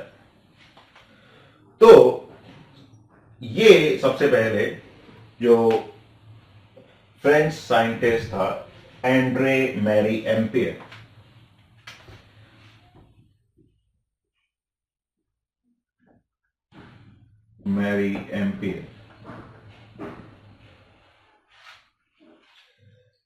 इसने ये चीज सोची कि जैसे एक करंट कैरिंग वायर के कारण किसी मैग्नेट पे फोर्स लगता है, तो क्या उसका रिवर्स भी ट्रू होगा, यानी कि क्या किसी मैग्नेट के कारण या मैग्नेटिक फील्ड के कारण करंट कैरिंग वायर पे भी फोर्स लग सकता है। तो ऐसा देखा गया कि हाँ, ये रिवर्स भी ट्रू है। जैसे न्यूटन्स थर्ड लॉ होता है, to every action there is equal and opposite reaction. तो अगर एक करंट कैरिंग कंडक्टर मैग्नेट पे फोर्स लगा रहा है, तो एक मैग्नेट भी करंट कैरी कंडक्टर पे फोर्स लगाना चाहिए। तो उसी के बेसिस पे ये चीज सामने आई। अब इसको एक्सपेरिमेंटली चेक किया गया कि कैसा होता है कि magnetic field current carrying conductor पे फोर्स लगाती है। तो एक सेटअप बनाकर हम उसको एक्सपीरियंस कर सकते हैं। हम एक मैग्नेट ले, हॉर्स शू शेप का, हॉर्स शू शेप इस तरह की होती है, एक अपन ऐसे मान सकते हैं सर्कुलर टाइप की, उसका आधा सर्कल जैसा। तो इस तरह की एक मैग्नेट होती है। ठीक है, इसके मैग्नेट के, हॉर्स शू मैग्नेट के बीच में एक कंडक्टर को रखा गया। अच्छा, हॉर्स शू मैग्नेट इस तरह से है, ठीक है, और कंडक्टर ऐसे रखा गया उसके बीच में, और इस कंडक्टर के दोनों एंड्स को हमने एक सर्किट से कनेक्ट कर दिया। और उस सर्किट से कनेक्ट करने का मतलब है कि हम इसमें से करंट फ्लो करा के रख सकते हैं। अब हमने देखा कि जब मैग्नेट का साउथ पोल ऊपर है, नॉर्थ पोल नीचे है, और हमने इसमें करंट फ्लो कराया कंडक्टर में, तो करंट फ्लो कराने पे, जैसे ये मैग्नेट है, ये हमने करंट फ्लो कराया, तो ये एक साइड पे डिफ्लेक्शन शो करता है। जैसे यहां था, इस तरफ डिफ्लेक्ट हो जाता है। फिर जब हमने करंट की डायरेक्शन चेंज की तो हमने देखा कि डिफ्लेक्शन की डायरेक्शन भी चेंज हो जाती है। तो यानी कि जब हमने इसमें करंट फ्लो कराया तो जो मैग्नेटिक फील्ड है, किसके कारण, इस मैग्नेट के कारण जो मैग्नेटिक फील्ड है वो फोर्स लगाती है इस कंडक्टर पे।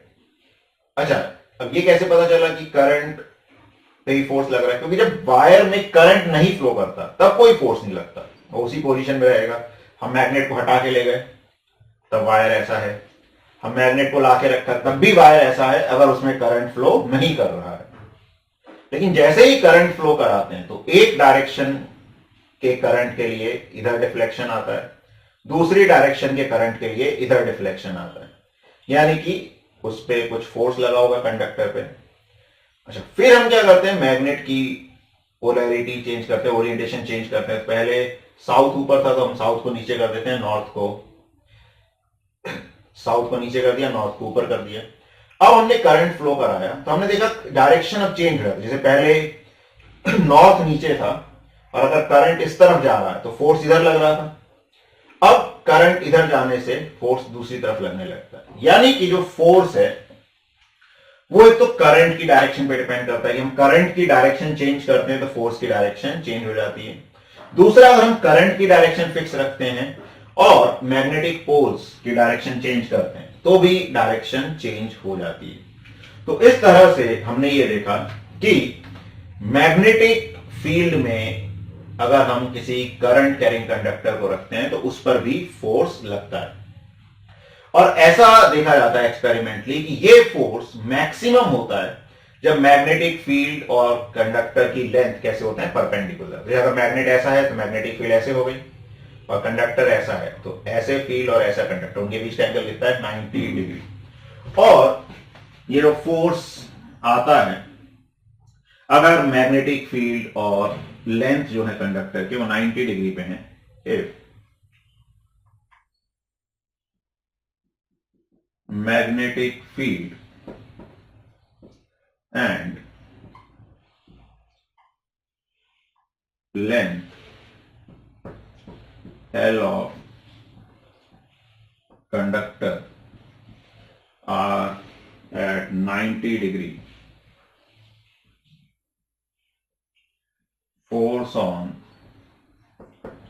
conductor is, तो जो फोर्स है वो होता है ILB के बराबर, वेयर I is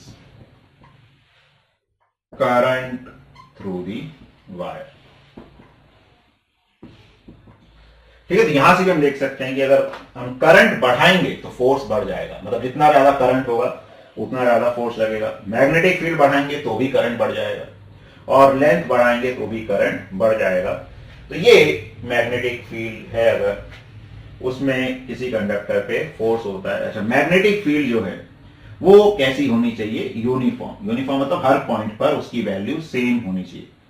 ठीक है, तो यूनिफॉर्म मैग्नेटिक फील्ड के लिए ये एक्सप्रेशन हम यूज करते हैं।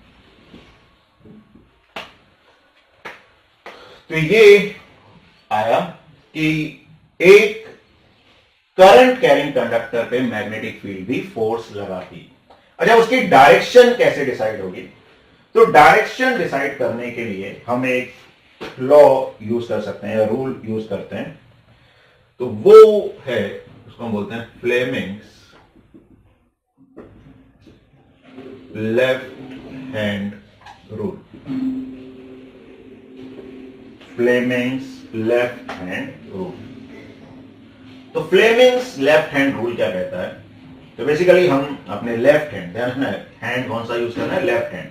लेफ्ट हैंड को ऐसे करें, इसकी ये जो दो उंगलियां हैं, छोटी, सबसे छोटी इस तरफ वाली, ठीक है, स्मॉलर एंगल की साइड वाली जो दो उंगलियां हैं, इनको हमने ऐसे बंद कर लिया। अब ये तीन उंगलियां हैं, इनको हमने ऐसे रखा कि ये आपस में 90 डिग्री पे हैं। ठीक है, ये ऐसे 90 डिग्री पे, ये ऐसे 90 डिग्री पे, ये भी आपस में 90 डिग्री पे। अब ये क्या है, थंब, ये क्या है, फोर फिंगर, और ये क्या है, अपनी मिडिल फिंगर। तो हम इनसे डायरेक्शन बता सकते हैं। कैसे बता सकते हैं कि अगर हम अपने फोर फिंगर को फील्ड की डायरेक्शन में रखते हैं, तो फोर फिंगर है उसको कहां रखना है, फील्ड, मैग्नेटिक फील्ड की डायरेक्शन। तो ये ध्यान रखो, एफ, यहां भी एफ। तो फोर फिंगर को किसकी डायरेक्शन रखना है हमने, वो फील्ड की डायरेक्शन में। जो मिडिल फिंगर है उसको रखना है करंट की डायरेक्शन में, मिडिल फिंगर को करंट की डायरेक्शन में। तो जो थंब है वो हमको क्या दे देगा, फोर्स या मोशन की डायरेक्शन दे देगा। ठीक है, जैसे मान लो कि फील्ड यहां की तरफ है और current out of the plane है। ठीक है, ये जो डायरेक्शन है किसको शो कर रही है, आउट ऑफ द प्लेन। तो फील्ड की डायरेक्शन क्या रखनी है हमको, 4 फिंगर। अब current out of the plane है, तो हम करंट को कैसे रखते हैं, देखो थोड़ा सा हाथ को ढंग से रखना है, जरूरी हम वही रखते हैं, यहां रख लेंगे कन्वीनियंस के लिए। तो फील्ड ऊपर की तरफ है, ठीक है, करंट कहां की तरफ है, बाहर की तरफ है, तो अंगूठा कहां जा रहा है, इस तरफ। तो ये हमें क्या दे देगा, फोर्स की डायरेक्शन दे देगा। This is the direction of force. ठीक है, तो अगर मैग्नेटिक फील्ड ऊपर है, करंट इधर है, तो जो फोर्स है वो इस तरह से आएगा। तो ये फ्लेमिंग्स लेफ्ट हैंड रूल होता है। या जैसे हम एक और केस इसमें देखें, मान लो तो ये नॉर्थ है, सॉरी ये ईस्ट है, ये वेस्ट है, ये नॉर्थ है और ये साउथ है। तो मान लें फील्ड जो है वो मैग्नेटिक फील्ड ईस्ट की तरफ है और करंट जो है वो नॉर्थ की तरफ है। तो फोर्स की क्या डायरेक्शन होगी, तो क्या करो, फिर से अपने लेफ्ट हैंड की तीनों फिंगर्स को ऐसे रखो, 4 फिंगर किसकी तरफ करनी है, फील्ड की तरफ। अच्छा, ये मिडिल फिंगर ऐसे नहीं रखनी, मिडिल फिंगर किस तरफ करनी, करंट की तरफ। तो देखो हम कैसे करें, अब हाथ को घुमाओ जिससे फील्ड की डायरेक्शन चेंज ना हो, यानी कि जो फील्ड वाली लाइन है उसके अबाउट हाथ को घुमाए अपन। तो इसके अबाउट हमने हाथ को घुमाया, तो फील्ड तो इसी डायरेक्शन में, और इस तरह से घुमाए कि ये जो हमारी मिडिल फिंगर है किस तरफ शो करने लगे, करंट की तरफ। तो मिडिल फिंगर करंट की तरफ शो कर रही है। अब थंब कहां की तरफ जा रहा है, इनसाइड दी प्लेन। तो फोर्स कहां की तरफ आ जाएगा, इनसाइड दी प्लेन। तो इस सिचुएशन में जो फोर्स होगा वो आ जाएगा inside the plane. Inside the plane को हम कैसे डिनोट करते हैं, हमने सीखा था, हम सर्कल के अंदर एक क्रॉस बना देते हैं, ये हमें फील्ड की डायरेक्शन बताता है। ठीक है, अच्छा एक question, an electron enters a magnetic field at right angles to it as shown in figure, find the direction of force. तो एक इलेक्ट्रॉन मैग्नेटिक फील्ड में एंटर करता है, डायरेक्शन बतानी है फोर्स की। अच्छा, अब हमने किस पे डायरेक्शन देखी, करंट पे, कि करंट पे कैसे डायरेक्शन बताते हैं, फ्लेमिंग्स लेफ्ट हैंड रूल से। अच्छा, अगर कभी चार्ज पार्टिकल दे दिया, तो हमने पहले पढ़ा हुआ है, सीखा, उसका यूज करेंगे कि नेगेटिव चार्ज का जो मोशन होता है, तो करंट उससे क्या होता है, ऑपोजिट डायरेक्शन। तो current is in opposite direction of motion of negative charge।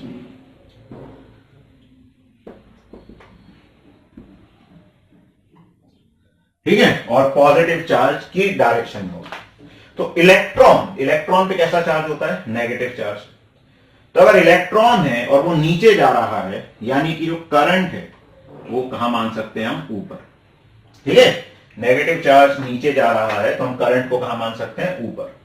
अब Fleming's left hand rule use करें, लेफ्ट हैंड ले, 4 फिंगर को फील्ड की तरफ। ठीक है, ये मिडिल फिंगर इसको करंट की तरफ। क्या करना है, फील्ड की तरफ हमने कर दी फिंगर। अब इस एक्सिस के अबाउट अपने हाथ को घुमाया जिससे कि मिडिल फिंगर करंट की डायरेक्शन में चली जाए। तो करंट ऊपर की तरफ जा रहा है, ऊपर की तरफ आ गई। अब थंब कहां जा रहा है, अंदर। तो फील्ड कहां की तरफ आएगा, फोर्स कहां की तरफ आ जाएगा, इनसाइड दी प्लेन। तो force is inside the plane। ठीक है, या into the page।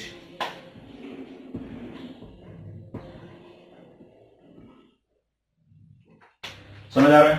अगर इलेक्ट्रॉन की जगह प्रोटॉन होता, अगर ऐसे ही हम केस माने कि मैग्नेटिक फील्ड है इस तरह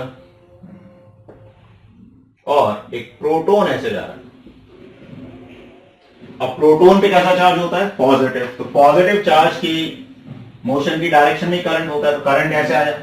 फिर से हमने अपने लेफ्ट हैंड की 3 फिंगर्स कैसे रखा कर सकते, थंब को, 4 फिंगर और मिडिल फिंगर। फील्ड की डायरेक्शन हमने किया, किसको, 4 फिंगर को।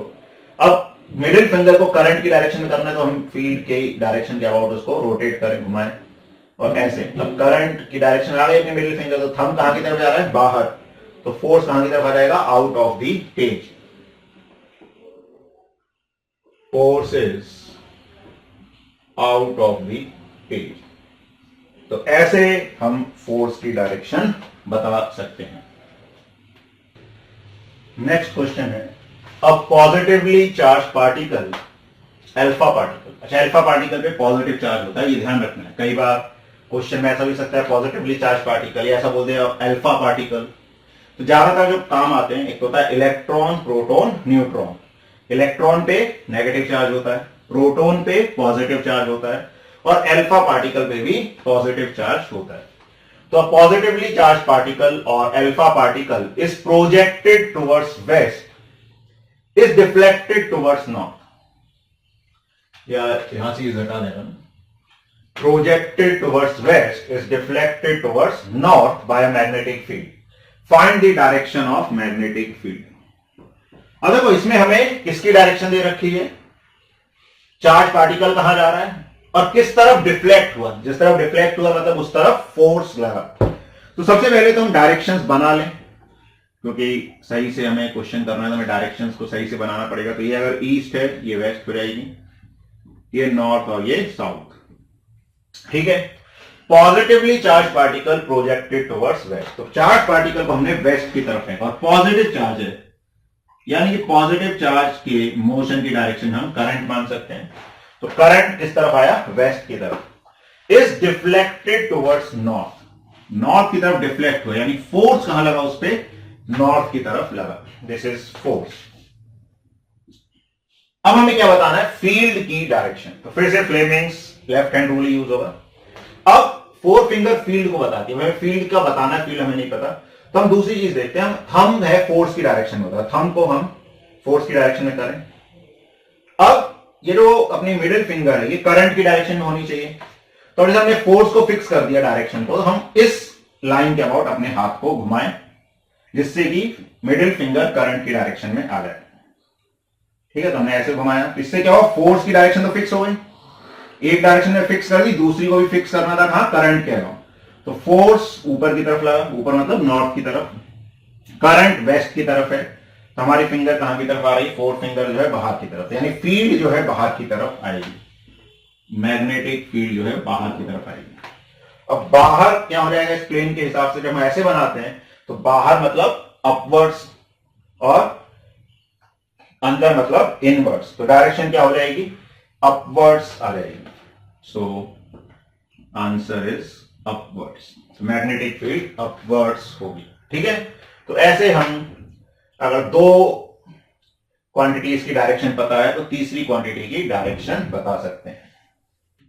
Magnetism in medicine.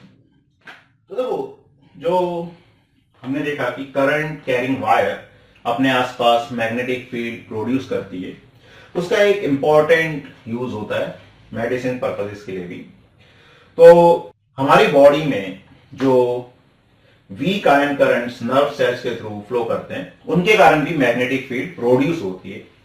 वो मैग्नेटिक फील्ड बहुत ही कम होती है, around 1 billion of earth magnetic field. तो हम किसी भी चीज को इसे टच करते हैं, तो नर्व सेल्स के थ्रू करंट का एक इंपल्स जनरेट होता है और एक टेम्परेरी मैग्नेटिक फील्ड डेवलप होती है। तो नॉर्मली वो बहुत कम होती है, लेकिन ब्रेन और हार्ट के पास वो थोड़ी सिग्निफिकेंट होती है। तो उन्हीं मैग्नेटिक फील्ड को डिटेक्ट करके कुछ इमेजेस बनाई जाती हैं, और तुमने नाम सुना होगा MRI करके। तो MRI का मतलब होता है मैग्नेटिक रेजोनेंस इमेजिंग। तो बॉडी के डिफरेंट पार्ट्स की जो मैग्नेटिक फील्ड है, उनको एनालाइज करके हम MRI में उसका यूज करते हैं, कुछ इमेजेस बनाते हैं, और उससे बॉडी के इंटरनल पार्ट्स का डायग्नोस किया जाता है। तो ये भी एक इंपॉर्टेंट इसका यूज है हमारी डेली लाइफ में। ठीक है, मेडिसिन पर्पसेस के लिए, कि हम जो करंट है या आयंस या चार्जेस हैं, उनके मूव करने के कारण जो मैग्नेटिक फील्ड प्रोड्यूस होती है, उसको किस तरह से यूज कर सकते हैं। Electric motor. तो हम इलेक्ट्रिक मोटर के बारे में पढ़ेंगे। इलेक्ट्रिक मोटर क्या है, एक डिवाइस है, इलेक्ट्रिकल डिवाइस, जो क्या करती है, मतलब रोटेटिंग डिवाइस, बेसिकली रोटेट करती है, जो इलेक्ट्रिकल एनर्जी को मैकेनिकल एनर्जी में कन्वर्ट करती है। जैसे हम देखते हैं अपने घरों में फैन है, CD प्लेयर्स हैं, ठीक है, या रेफ्रिजरेटर्स हैं, जो भी घूमने वाली चीजें हैं, तो मेनली उसमें क्या है, जहां तो इलेक्ट्रिकल सप्लाई रही है, लेकिन वो इलेक्ट्रिकल सप्लाई जो है किसमें कन्वर्ट हो रही है, मैकेनिकल एनर्जी से। फैन घूम रहा है और वो भी किस फॉर्म में, रोटेटिंग फॉर्म में, उसको रोटेट करने में हेल्प कर रही है। तो ऐसी जो भी डिवाइसेस हैं वो बेसिकली इलेक्ट्रिक मोटर उनमें यूज होती है, और इलेक्ट्रिक मोटर रोटेटिंग डिवाइस होती है जो इलेक्ट्रिकल एनर्जी को मैकेनिकल एनर्जी में कन्वर्ट करती है। तो किस तरह की होती है ये, तो जैसे इस तरह का इसका अरेंजमेंट रहता है, ये मैग्नेट रहता है, ये मैग्नेट का नॉर्थ पोल है, ये साउथ पोल है, और इस मैग्नेट के कारण जो मैग्नेटिक फील्ड है वो इस डायरेक्शन में आएगी, नॉर्थ से साउथ की तरफ। This is direction of magnetic field. ये एक रेक्टेंगुलर कॉइल है एबीसीडी जो इस प्लेन से परपेंडिकुलर है। जैसे मैग्नेटिक फील्ड ऐसे है इस डायरेक्शन में, तो कॉइल जो है इसके प्लेन के परपेंडिकुलर इस तरह से है, ए बी सी डी। ठीक है, तो ये जो कॉइल है इसके दो एंड्स यहां पे ब्रशेस से कनेक्टेड है, एक्स एंड वाई। ये ब्रशेस जो है ये कंडक्टिंग होती हैं।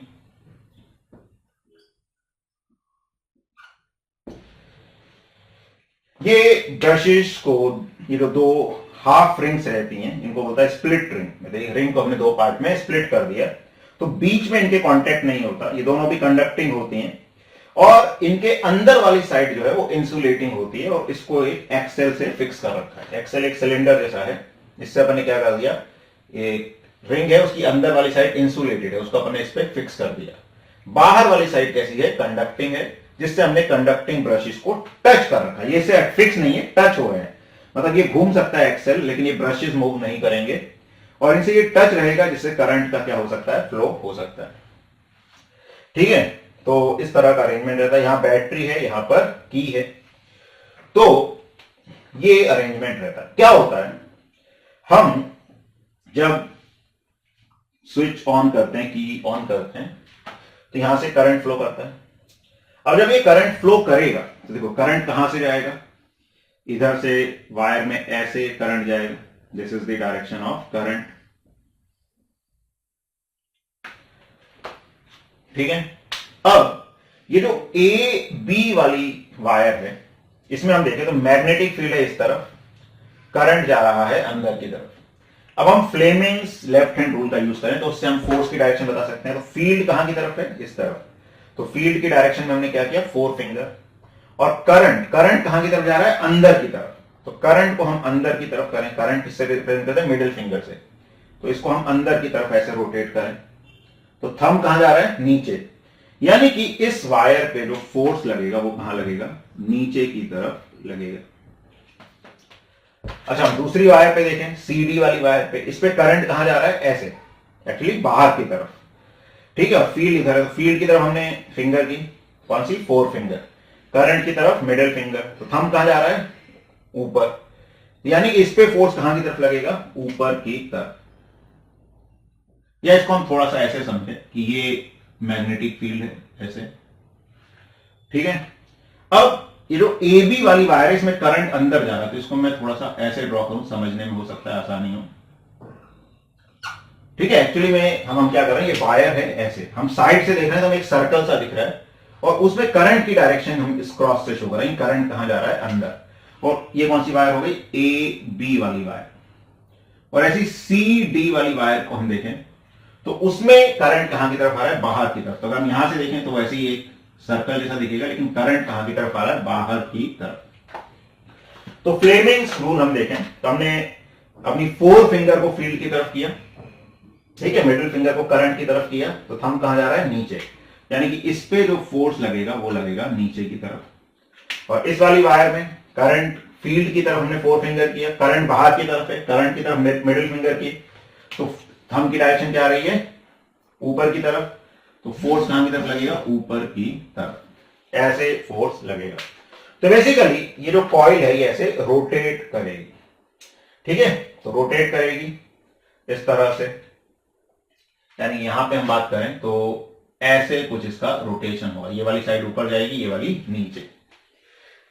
अच्छा, जब इसका हाफ रेवोल्यूशन हो जाएगा तो ये वाला पॉइंट शिफ्ट होकर यहां आ जाएगा, और मतलब एक्स वाला ब्रश यहां आ जाएगा, और ठीक है, सॉरी मैं थोड़ा सा इसमें गलत बना दिया कॉन्टेक्ट। ये जो कॉन्टेक्ट हैं ये स्प्लिट रिंग से कनेक्टेड होते हैं, मतलब सब कुछ सेम रहेगा, उसमें कोई अंतर नहीं है, लेकिन थोड़ा सा मैंने डायग्राम गलत बना दिया। ठीक है, तो डायग्राम में थोड़ी सी गलती हो गई थी। एक्चुअली ये ब्रशेस जो हैं ये तो फिक्स रहते हैं, स्प्लिट रिंग्स जो हैं वो मूव करती हैं, तो एक्सेल मूव करता है। तो जैसे हमें कोई भी चीज घुमानी है, अपन ने यहाँ पे कनेक्ट कर दी, तेरे से एक्सेल घूमेगा उसके साथ घूमेगी, तो करंट की डायरेक्शन वही रहेगी। अब ये सिस्टम क्या कर रहा है, रोटेट कर रहा है। रोटेट कर रहा है तो स्प्लिट रिंग्स क्या कर रही है, रोटेट कर रही है। ब्रशेस तो फिक्स है, लेकिन अब क्या होगा, हाफ रोटेशन के बाद ये Q वाला जो पोर्शन है किस ब्रश के कांटेक्ट में आ जाएगा, X वाले के कांटेक्ट में आ जाएगा, और P वाला किसके कांटेक्ट में आ जाएगा, Y वाले। तो क्या होगा, देखो अब करंट तो बैटरी ही फ्लो करा रही है, तो करंट तो यूं ही फ्लो करेगा। तो अब क्या होगा, मैं इसी में चेंज कर देता हूं। तो देखो क्या होगा, ये हाफ रेवोल्यूशन के बाद ये ऐसे घूमा, ये कौन सा बोले, स्प्लिट रिंग्स घूमी, ये वाली रिंग इधर आ गई, ये इधर, यानी कि ये वाली P बन गई, ये वाली Q बन गई। ठीक है, ये ब्रशेज वैसे वैसे फिक्स है। अब ये घूमा तो ये वायर भी घूम गया, तो यानी ये CD वाली वायर यहां आ जाएगी और AB वाली वायर यहां पहुंच जाएगी। ठीक है, आधे रेवोल्यूशन के बाद CD इधर आ गया, AB जैसे ये घूमा तो ये CD इधर आ गया, AB इधर, जैसे इसको हम दोबारा से बनाए तो CD वाली वायर इधर आ गई, AB वाली वायर इधर। मैग्नेटिक फील्ड की डायरेक्शन सेम रहेगी क्योंकि वो मैग्नेट के कारण है।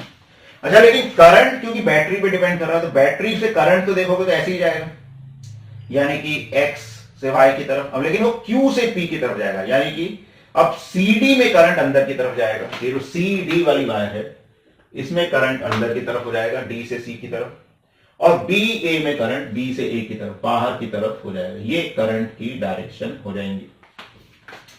तो करंट की डायरेक्शन चेंज होगी तो हमें फोर्स की डायरेक्शन भी दोबारा चेक करनी पड़ेगी, क्या सेम रहेगी। तो फील्ड की डायरेक्शन वही है, तो फील्ड वहीं, करंट कहां जाने लगा इसमें, अंदर, तो करंट अंदर जाने लगा तो फोर्स कहां लगने लगा, नीचे। तो CD पे फोर्स कहां लगेगा, नीचे। यहां से हम देख सकते हैं फील्ड की डायरेक्शन फोर फिंगर की, करंट की डायरेक्शन मिडिल फिंगर, फोर्स आया नीचे। ऐसे AB पे देखें तो AB पे फोर्स कहां की तरफ आ जाएगा, ऊपर। यानी कि ये CD नीचे जाने की टेंडेंसी होगी, AB ऊपर। तो फर्दर रोटेशन ऐसे ही होगा, यानी कि लूप हर वक्त एक ही डायरेक्शन में घूम रहा होगा। तो फिर आधे रेवोल्यूशन जब AB ऐसा आ जाएगा, CD ऐसा, फिर करंट की डायरेक्शन चेंज हो जाएगी। यानी कि इस लूप की रोटेशन की डायरेक्शन क्या रहेगी, फिक्स रहेगी, और ये एक ही डायरेक्शन में घूमता जाएगा। तो यही बेसिकली डीसी मोटर का काम होता है कि वो जैसे अपना फैन है या मिक्सर है, वॉशिंग मशीन, उसमें क्या करते हैं, चीजें घूमती हैं तो वो एक ही डायरेक्शन में घूमती हैं। तो इलेक्ट्रिकल एनर्जी को इस तरह से मैकेनिकल एनर्जी में कन्वर्ट किया जाता है।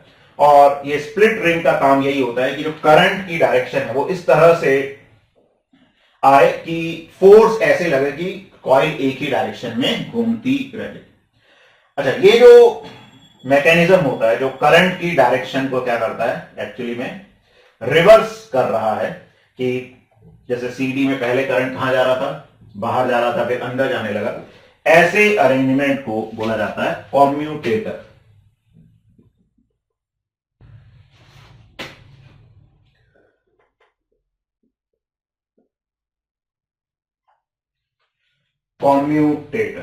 कॉम्यूटेटर क्या होता है, a device that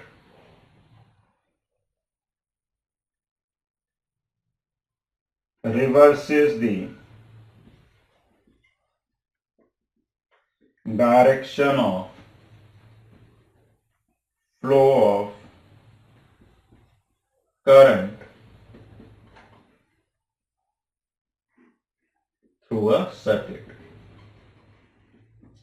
ठीक है, तो वो डिवाइस जो करंट के फ्लो की डायरेक्शन को रिवर्स करता है उसको क्या बोला जाता है, कॉम्यूटेटर। यहां पे जो स्प्लिट रिंग है दे एक्ट एज कॉम्यूटेटर। ठीक है, split ring act as commutator.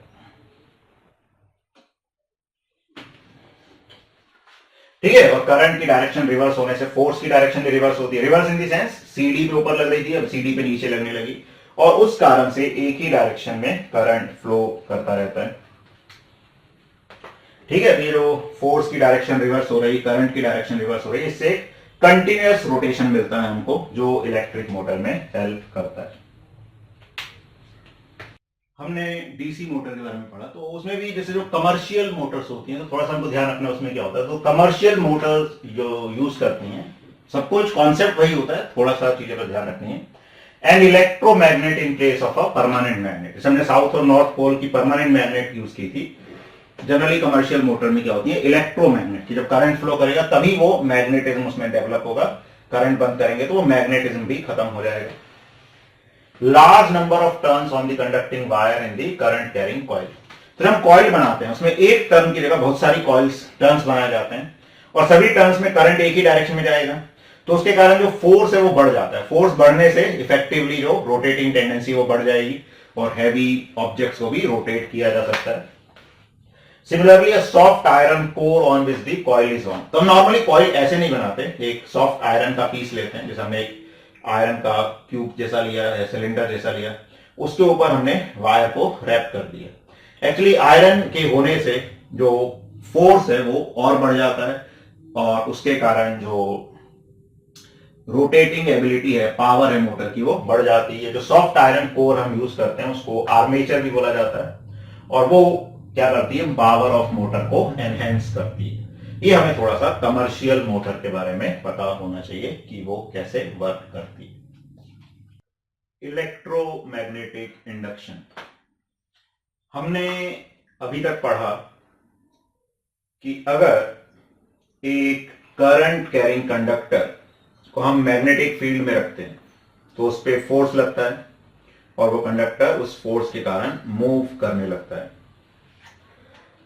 अब ये सवाल उठा कि जैसे हमने करंट कैरिंग कंडक्टर को मैग्नेटिक फील्ड में रखा और उस पर फोर्स लगा, यानी कि मूव करने लगा, अगर हम इसका ऑपोजिट करें कि मैग्नेटिक फील्ड में अगर एक कंडक्टर को मूव कराएं तो क्या होगा, या किसी कंडक्टर के आसपास मैग्नेटिक फील्ड को चेंज करें तो क्या होगा। तो ये सबसे पहले जो ऑब्जर्व किया माइकल फैराडे ने। तो माइकल फैराडे ने क्या ऑब्जर्व किया, तो माइकल फैराडे ने यह ऑब्जर्व किया कि अगर हम किसी कंडक्टर को मैग्नेटिक फील्ड में मूव कराते हैं या कंडक्टर के आसपास मैग्नेटिक फील्ड चेंज करते हैं तो उसमें करंट फ्लो होने लगता है। और कैसे हम इसको एक एक्टिविटी से समझ सकते हैं, तो अगर हम एक ऐसे कॉइल माने, एक कंडक्टिंग कॉइल है और इसके दो एंड्स गैल्वेनोमीटर से कनेक्टेड है, this is a galvanometer. Galvanometer क्या होता है, गैल्वेनोमीटर एक इंस्ट्रूमेंट होता है जो सर्किट में करंट डिटेक्ट करने के काम आता है। तो जब करंट फ्लो नहीं कर रहा होता तो गैल्वेनोमीटर ऐसे न्यूट्रल पॉइंट पे रहता है, जीरो वाली पोजीशन पे रहता है, सेंटर पे रहता है। और करंट अगर एक डायरेक्शन में जाएगा, जैसे इस डायरेक्शन में करंट गया तो गैल्वेनोमीटर इधर डिफ्लेक्शन शो करेगा, इस डायरेक्शन में करंट गया तो गैल्वेनोमीटर इधर डिफ्लेक्शन शो करेगा। तो इससे हम ये डिटेक्ट कर सकते हैं कि करंट फ्लो कर रहा है या नहीं कर रहा, और डायरेक्शन क्या है। ठीक है, तो हमने एक ऐसी कॉइल ली और उस कॉइल के एंड से गैल्वेनोमीटर को हमने ऐसे कनेक्ट कर दिया। तो गैल्वेनोमीटर में क्या होता है, यहां पे ऐसे पॉइंट, जैसे स्केल होता है वैसे पॉइंट्स होते हैं। तो ये वाला पॉइंट 0, फिर इस तरफ एक तरफ करंट जाएगा तो इधर डिफ्लेक्शन शो करेगा, दूसरी तरफ जाएगा तो दूसरी तरफ डिफ्लेक्शन शो करेगा। और एक मैग्नेट को हम क्या करते हैं, इसकी तरफ मूव करते हैं। तो फैराडे ने सबसे पहले ये ऑब्जर्व किया कि जैसे अगर एक मैग्नेट को हम एक कॉइल के पास लेकर जाते हैं, तो अगर हम मैग्नेट को इसकी तरफ मूव कराएंगे कुछ स्पीड से, तो गैल्वेनोमीटर डिफ्लेक्शन शो करता है। मान लो गैल्वेनोमीटर राइट की तरफ डिफ्लेक्शन शो कर रहा है। अच्छा, वो डिफ्लेक्शन तब तक ही शो होता है जब तक ये मैग्नेट मूव कर रहा है। हम मैग्नेट को रोक दें तो फिर डिफ्लेक्शन 0 हो जाता है। यानी कि जब मैग्नेट मूव कर रहा है तो इसमें करंट फ्लो कर रहा है, तभी गैल्वेनोमीटर डिफ्लेक्शन दे रहा है। अच्छा, फिर हम मैग्नेट को ऑपोजिट साइड में मूव कराते हैं तो भी गैल्वेनोमीटर डिफ्लेक्शन देता है, लेकिन अब डायरेक्शन चेंज हो जाती है। पहले राइट की तरफ दे रहा था तो अब लेफ्ट की तरफ देने लगेगा। तो यह भी तब तक ही मिलेगा जब तक मैग्नेट मूव कर रही है, यानी कि मैग्नेट के मूव करने से इस लूप में करंट फ्लो कर रहा है। अच्छा, दूसरा हम ऐसा भी करते हैं, मैग्नेट को फिक्स कर देते हैं और लूप को आगे पीछे करके देखते हैं। तो जब लूप को एक आगे की तरफ ले जाते हैं तो फिर गैल्वेनोमीटर डिफ्लेक्शन देता है, मान लो राइट की तरफ दिया, और लूप को हम पीछे की तरफ ले जाते हैं इसको, तो गैल्वेनोमीटर फिर लेफ्ट की तरफ डिफ्लेक्शन देता है। यानी कि यहां पर एक करंट जनरेट हो रहा है। करंट जनरेट हो रहा है मतलब हम ऐसा बोलेंगे, एक वहां पर पोटेंशियल डिफरेंस या ईएमएफ, इलेक्ट्रोमोटिव फोर्स यहां पर डेवलप हो रहा है। और वो किसके कारण डेवलप हो रहा है? मैग्नेट के मूव करने के कारण। तो यही जो फिनोमिनन होता है इसको हम क्या बोलते हैं? इलेक्ट्रोमैग्नेटिक इंडक्शन बोलते हैं। तो एक्चुअली मैग्नेट के मूव करने से क्या होता है, जो मैग्नेटिक फील्ड लाइंस हैं वो मूव करती हैं, और वो जब इसमें से चेंज होती हैं, तो मैग्नेटिक फील्ड लाइंस जब चेंज होती हैं किसी भी लूप में से, उसकी जो क्वांटिटी है, नंबर्स है, वो चेंज होते हैं, तो उस लूप में एक पोटेंशियल डिफरेंस या करंट जनरेट होता है। इस फिनोमिनन को क्या बोला जाता है? इलेक्ट्रोमैग्नेटिक इंडक्शन बोला जाता है। और वो तब तक ही इंड्यूस होगा जब तक चेंजेस हो रहे हैं। चेंजेस कब तक होंगे? या तो मैग्नेट मूव कर रहा है या कॉइल मूव कर रही है। अगर वो रुके हुए हैं तो फिर मैग्नेटिक फील्ड लाइंस चेंज नहीं हो रही, और चेंज नहीं हो रही तब करंट भी जीरो होगा, कोई इंडक्शन उसमें नहीं होगा, कोई भी चीज इंड्यूस नहीं होगी। अच्छा, एक और एक्टिविटी हम देखते हैं। इसमें हम क्या करते हैं, एक आयरन का सिलेंडर ले सकते हैं, या हम पेपर का एक सिलेंडर बना लें और उसके ऊपर ऐसे कॉइल्स लपेट दें। तो जैसे हमने पेपर का एक रोल बनाया इस तरह से, उसके ऊपर कॉइल लपेट, दो कॉइल, एक कॉइल ये है, दूसरी ये, दोनों में नंबर ऑफ टर्न्स डिफरेंट हो सकते हैं। मान लो इसमें 100 टर्न्स हैं, इसमें 50 टर्न्स हैं। अब हम क्या देखते हैं, जब ये की ओपन है यानी कि करंट फ्लो नहीं कर रहा है, तो गैल्वेनोमीटर जो है वो डिफ्लेक्शन नहीं शो करेगा, जीरो करंट होगा। अब जैसे ही हम की क्लोज करते हैं, मतलब की क्लोज करने से करंट फ्लो होने लगेगा, तो करंट जीरो से बढ़ेगा। तो जैसे ही करंट इसमें फ्लो करना शुरू करता है, गैल्वेनोमीटर एक साइड में डिफ्लेक्शन शो करता है। अच्छा, लेकिन थोड़ी देर के बाद करंट क्या हो जाएगा? कांस्टेंट। वो होने में ज्यादा टाइम नहीं लगता, थोड़े से समय में वो हो जाता है। लेकिन जब तक वो करंट कांस्टेंट होगा तब तक ही गैल्वेनोमीटर डिफ्लेक्शन शो करेगा, और जैसे ही करंट कांस्टेंट होगा गैल्वेनोमीटर का डिफ्लेक्शन क्या हो जाएगा? जीरो। अच्छा, फिर हम स्विच ऑफ करते हैं, की को बंद करते हैं दोबारा से, तो जैसे ही करंट फिर क्या होगा? जीरो होगा। तो जैसे ही करंट फिर अपनी जो भी वैल्यू आई थी उससे जीरो को अटेन करेगा, दोबारा से गैल्वेनोमीटर डिफ्लेक्शन शो करता है, लेकिन ऑपोजिट डायरेक्शन में शो करता है।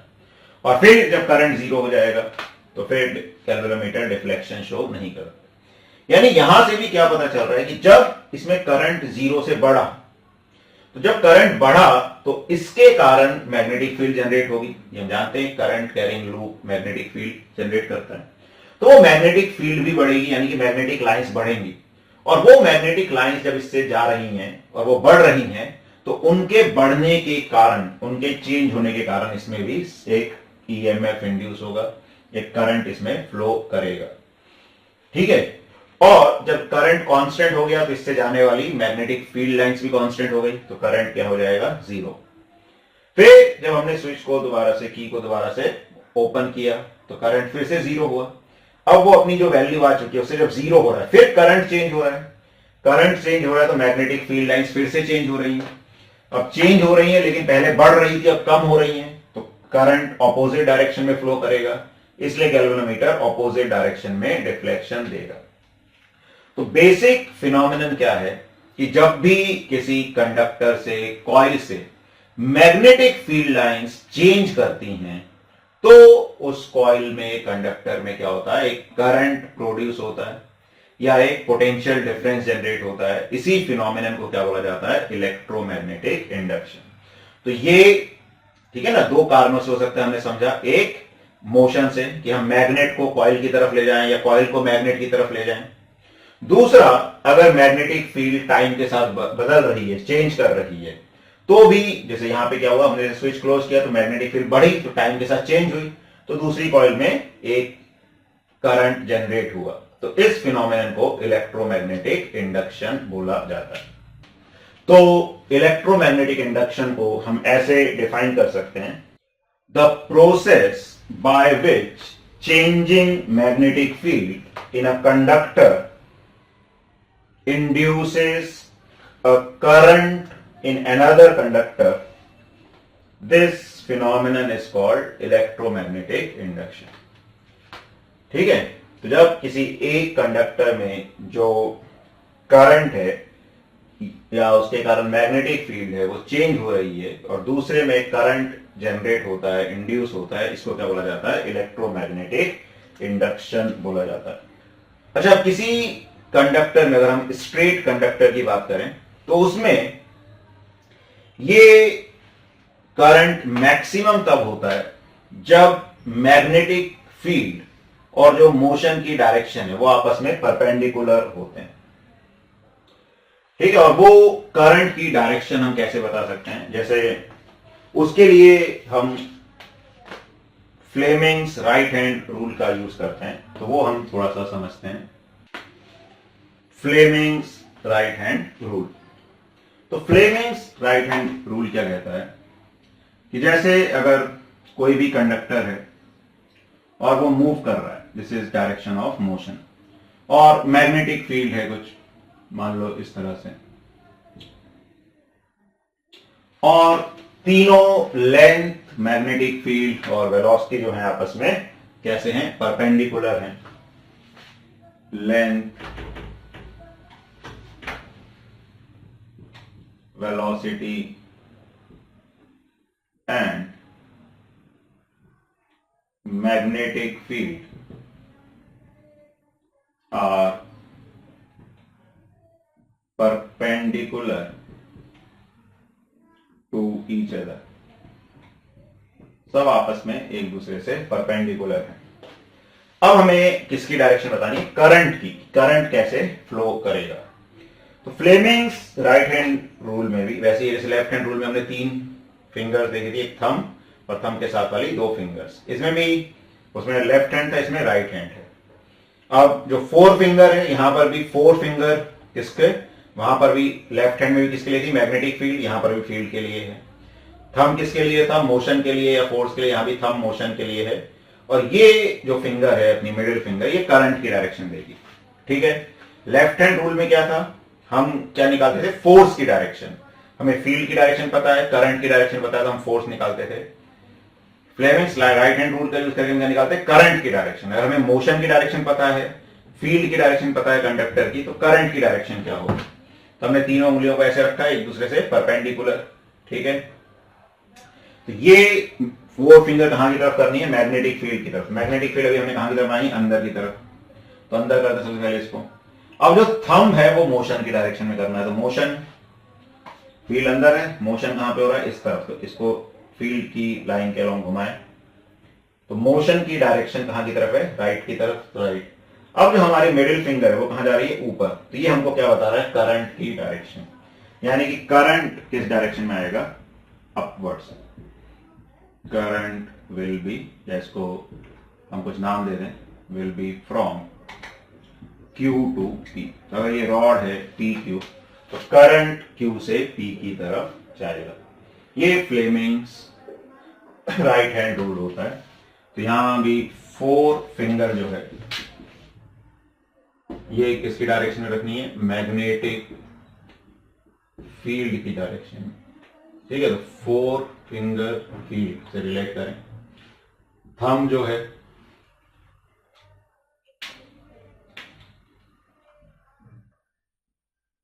थंब जो है ये मोशन की डायरेक्शन में, और जो मिडिल फिंगर है it will give direction of current. ठीक है, तो अगर कोई कंडक्टर मूव कर रहा है मैग्नेटिक फील्ड में तो हम फ्लेमिंग्स राइट हैंड रूल का यूज करके करंट की डायरेक्शन बता सकते हैं। जैसे हम एक और केस देखें, मान लो ये कंडक्टर है पी क्यू, इसकी वेलोसिटी है ऊपर की तरफ और मैग्नेटिक फील्ड है बाहर की तरफ। तो कई बार मैं ये साइन बनाता हूं, ये वेक्टर का सिंबल होता है। अगर ज्यादा उसमें डिटेल में जाने की जरूरत नहीं है, वैसे अगर सम पता है तो ठीक है, नहीं तो ये बस वेक्टर क्वांटिटी में ये साइन रिप्रेजेंट कर देते हैं। तो अब क्या करना है, फ्लेमिंग्स राइट हैंड रूल। तो क्या करना है समझ आ रहा है, ये 4 फिंगर फील्ड की तरफ कर लो सबसे पहले। तो फील्ड कहां की तरफ है, बाहर, तो बाहर की तरफ कर दिए हमने 4 फिंगर। अब थंब कहां करना है, मोशन की डायरेक्शन में। तो मोशन कहां है, ऊपर ही है, ठीक है। तो 4 फिंगर फील्ड की डायरेक्शन में, थंब मोशन की डायरेक्शन में। अब मिडिल फिंगर ये डायरेक्शन शो कर रही है, तो ये डायरेक्शन करंट की डायरेक्शन, यानी करंट कहां से कहां जाएगा, इस डायरेक्शन P से Q। So current is from P to Q। तो ये फ्लेमिंग्स राइट हैंड रूल होता है जो हमें करंट की डायरेक्शन फाइंड करने में हेल्प करता है। ठीक है, इलेक्ट्रिक जनरेटर। तो हमने देखा कि एक कंडक्टर अगर मैग्नेटिक फील्ड में मूव करता है तो उसमें करंट जनरेट होता है, जिसको हम इलेक्ट्रोमैग्नेटिक इंडक्शन बोलते हैं। जनरली वो करंट स्मॉल होता है, लेकिन हम सही तरह से सिस्टम डिजाइन करके ऐसा कर सकते हैं कि वो करंट हाई वैल्यूज का करंट हमको ऑब्टेन हो सके। और एक इंपॉर्टेंट अरेंजमेंट जो हम यूज करते हैं, इलेक्ट्रिक जनरेटर। तो इलेक्ट्रिक जनरेटर बेसिकली क्या करता है, ये एक कॉइल को, एक लूप को मैग्नेटिक फील्ड में रोटेट करके उससे इलेक्ट्रिसिटी जनरेट की जाती है। यहां पर मैकेनिकल एनर्जी जो है वो इलेक्ट्रिकल एनर्जी में कन्वर्ट की जाती है। ठीक है, तो इलेक्ट्रिकल जनरेटर में क्या होता है, इस तरह का अरेंजमेंट होता है। ये एक परमानेंट मैग्नेट होता है, तो उसका नॉर्थ पोल है, ये साउथ पोल। इसके अंदर एक वायर का लूप है ABCD। वैसे ये जनरली कॉइल होती है जिसमें बहुत सारे टर्न्स होते हैं, क्योंकि जितने ज्यादा टर्न्स होंगे उतना ज्यादा हम उसमें करंट जनरेट कर सकते हैं। ये जो कॉइल है या लूप है, इसके एंड्स ये रिंग्स से कनेक्टेड होते हैं। 2 रिंग्स हैं R1 R2, जो कि इनकी इनर साइड जो है ये इंसुलेटेड होती है, इनर साइड, और एक्सेल से इसको अटैच किया जाता है। तो एक्सेल एक सिलेंडर है, इससे इनको ऐसे अटैच कर दिया, बाकी इनर साइड इंसुलेटेड होती है, तो यहां से करंट फ्लो नहीं कर सकता। वैसे ये रिंग्स कंडक्टिंग होती हैं, आउटर साइड इनकी पूरी कंडक्टिंग होती है। ये रिंग्स 2 ब्रशेस से अटैच होती हैं, B1 B2। ब्रशेस जो है कंडक्टिंग होती हैं। अटैच मतलब ये परमानेंटली ज्वाइंट नहीं होती, ये मूव कर सकती है, लेकिन ब्रशेस से टच होके ऐसे मूव करेंगी। जब भी ये मूव करेंगी ब्रशेस के कांटेक्ट में रहेंगी, जिससे यहां पर कंडक्शन हो सके, करंट फ्लो कर सके। ब्रशेस जो हैं दोनों, ये हम एक गैल्वेनोमीटर से कनेक्टेड करते हैं इनके एंड्स को। तो इस तरह का ये अरेंजमेंट होता है। अब क्या होता है, ये जो एक्सेल है इसको हम रोटेट करते हैं मैकेनिकली, कैसे भी कर सकते हैं, अपने हाथ से घुमा सकते हैं या और भी किसी मैकेनिज्म से हम घुमा सकते हैं। ठीक है, तो हम अब जब इसको घुमाते हैं, मान लो हम इसको कैसे घुमा रहे हैं, ऐसे क्लॉकवाइज डायरेक्शन में घुमा रहे हैं। तो क्लॉकवाइज डायरेक्शन में घुमा रहे हैं मतलब अगर इसको ऐसे घुमाएंगे तो AB वाली साइड जो है ये ऊपर की तरफ, ठीक है। एक्चुअली ये लूप कैसा है, इस प्लेन के परपेंडिकुलर, AB साइड अंदर की तरफ जा रही है, ये BC और ये CD। जब हम क्लॉकवाइज घुमा रहे हैं तो AB वाली साइड कहां जाएगी, ऊपर। जैसे हमने पहले भी देखा, हम इसको ऐसे ड्रॉ कर सकते हैं कि ये AB साइड है, ऐसे इसको मैं ऐसे बना दूं, AB साइड है, और यहां पे CD साइड है। ठीक है, तो AB कहां की तरफ है, अंदर की तरफ है, और ये ऊपर की तरफ जा रही है। CD वाली साइड जो है ये नीचे की तरफ जा रही है। अगर हम इसको कैसे घुमा रहे हैं, क्लॉकवाइज, क्लॉकवाइज मतलब ऐसे ऐसे घुमा रहे हैं, तो ऐसे ऐसे घुमाएंगे तो ये वाली साइड कहां जाएगी, ऊपर, ये वाली साइड कहां जाएगी, नीचे। ठीक है, मैग्नेटिक फील्ड नॉर्थ से साउथ की तरफ होती है। तो ये जो एक्सटर्नल मैग्नेटिक फील्ड है परमानेंट मैग्नेट के कारण, वो इस तरफ है। This is direction of magnetic field.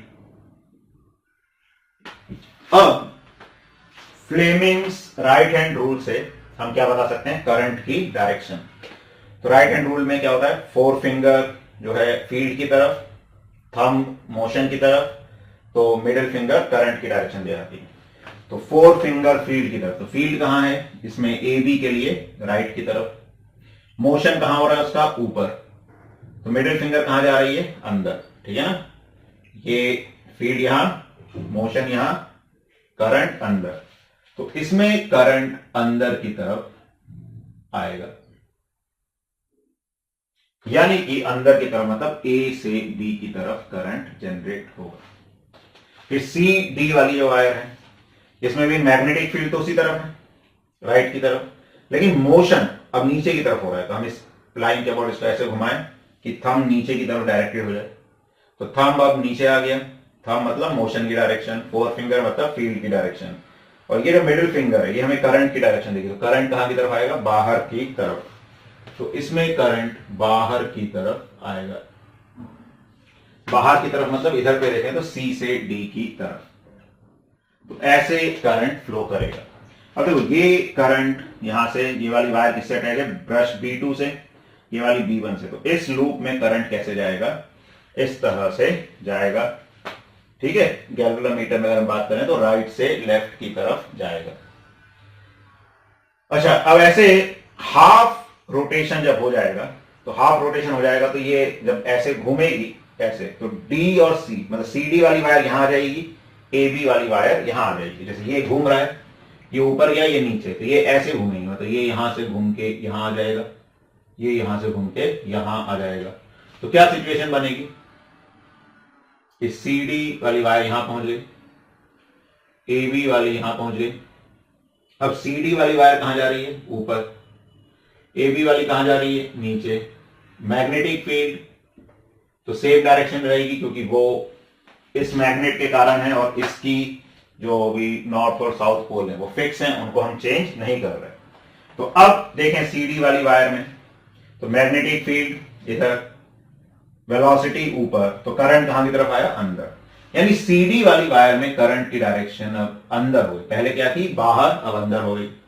ऐसी ए बी वाली वायर में अगर देखेंगे तो फील्ड इस तरफ, वेलोसिटी नीचे, तो थंब को नीचे करेंगे तो मिडिल फिंगर करंट की डायरेक्शन देगी, यानी कि बाहर की तरफ, तो करंट की डायरेक्शन ऐसे आ जाएगी।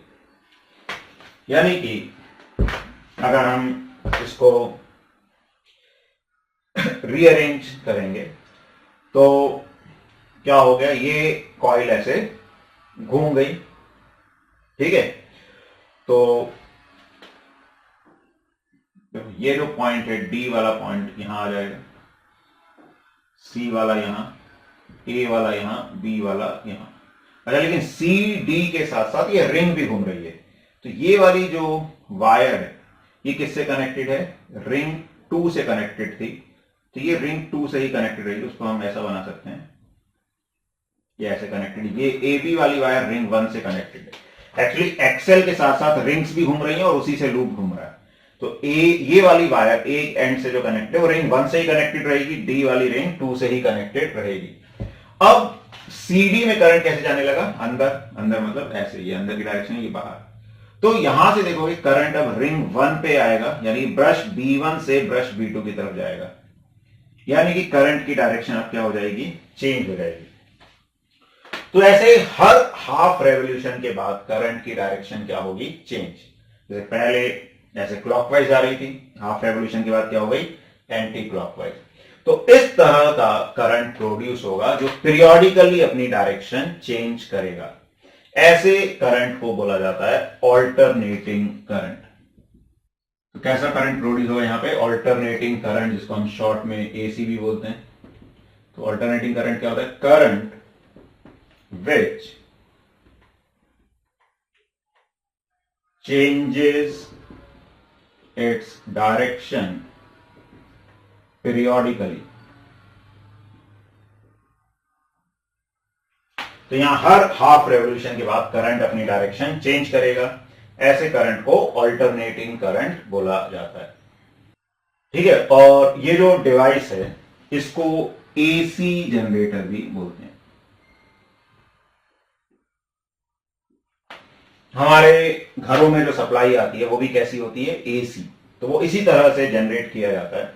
एक्चुअली जो पावर स्टेशन वगैरह होते हैं वहां पे जैसे बहुत बड़ी बड़ी कॉइल्स हैं जिनको मैग्नेटिक फील्ड में रोटेट किया जाता है, या जो हम डैम्स वगैरह बनाते हैं उसमें क्या करते हैं, पानी को स्टोर करके उसको ऊपर से गिराते हैं, और वो जो पानी नीचे गिरता है वो क्या करता है, कॉइल्स को मैग्नेटिक फील्ड में रोटेट करवाते हैं। तो जो मैकेनिकल एनर्जी है, पोटेंशियल एनर्जी होती है वाटर की, वो काइनेटिक एनर्जी में कन्वर्ट होती है, वो फिर कॉइल को घुमाती है और वो मैकेनिकल एनर्जी इलेक्ट्रिकल एनर्जी में कन्वर्ट होती है।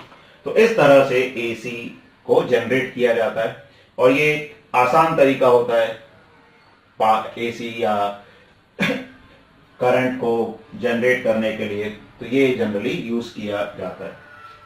अगर हमें डीसी जनरेटर चाहिए तो हम क्या करते हैं, यहाँ पे स्प्लिट रिंग का यूज करते हैं, जैसे हमने डीसी मोटर में किया था। तो स्प्लिट रिंग क्या करती है, हर हाफ रोटेशन के बाद वो पोलैरिटी को चेंज कर देती है।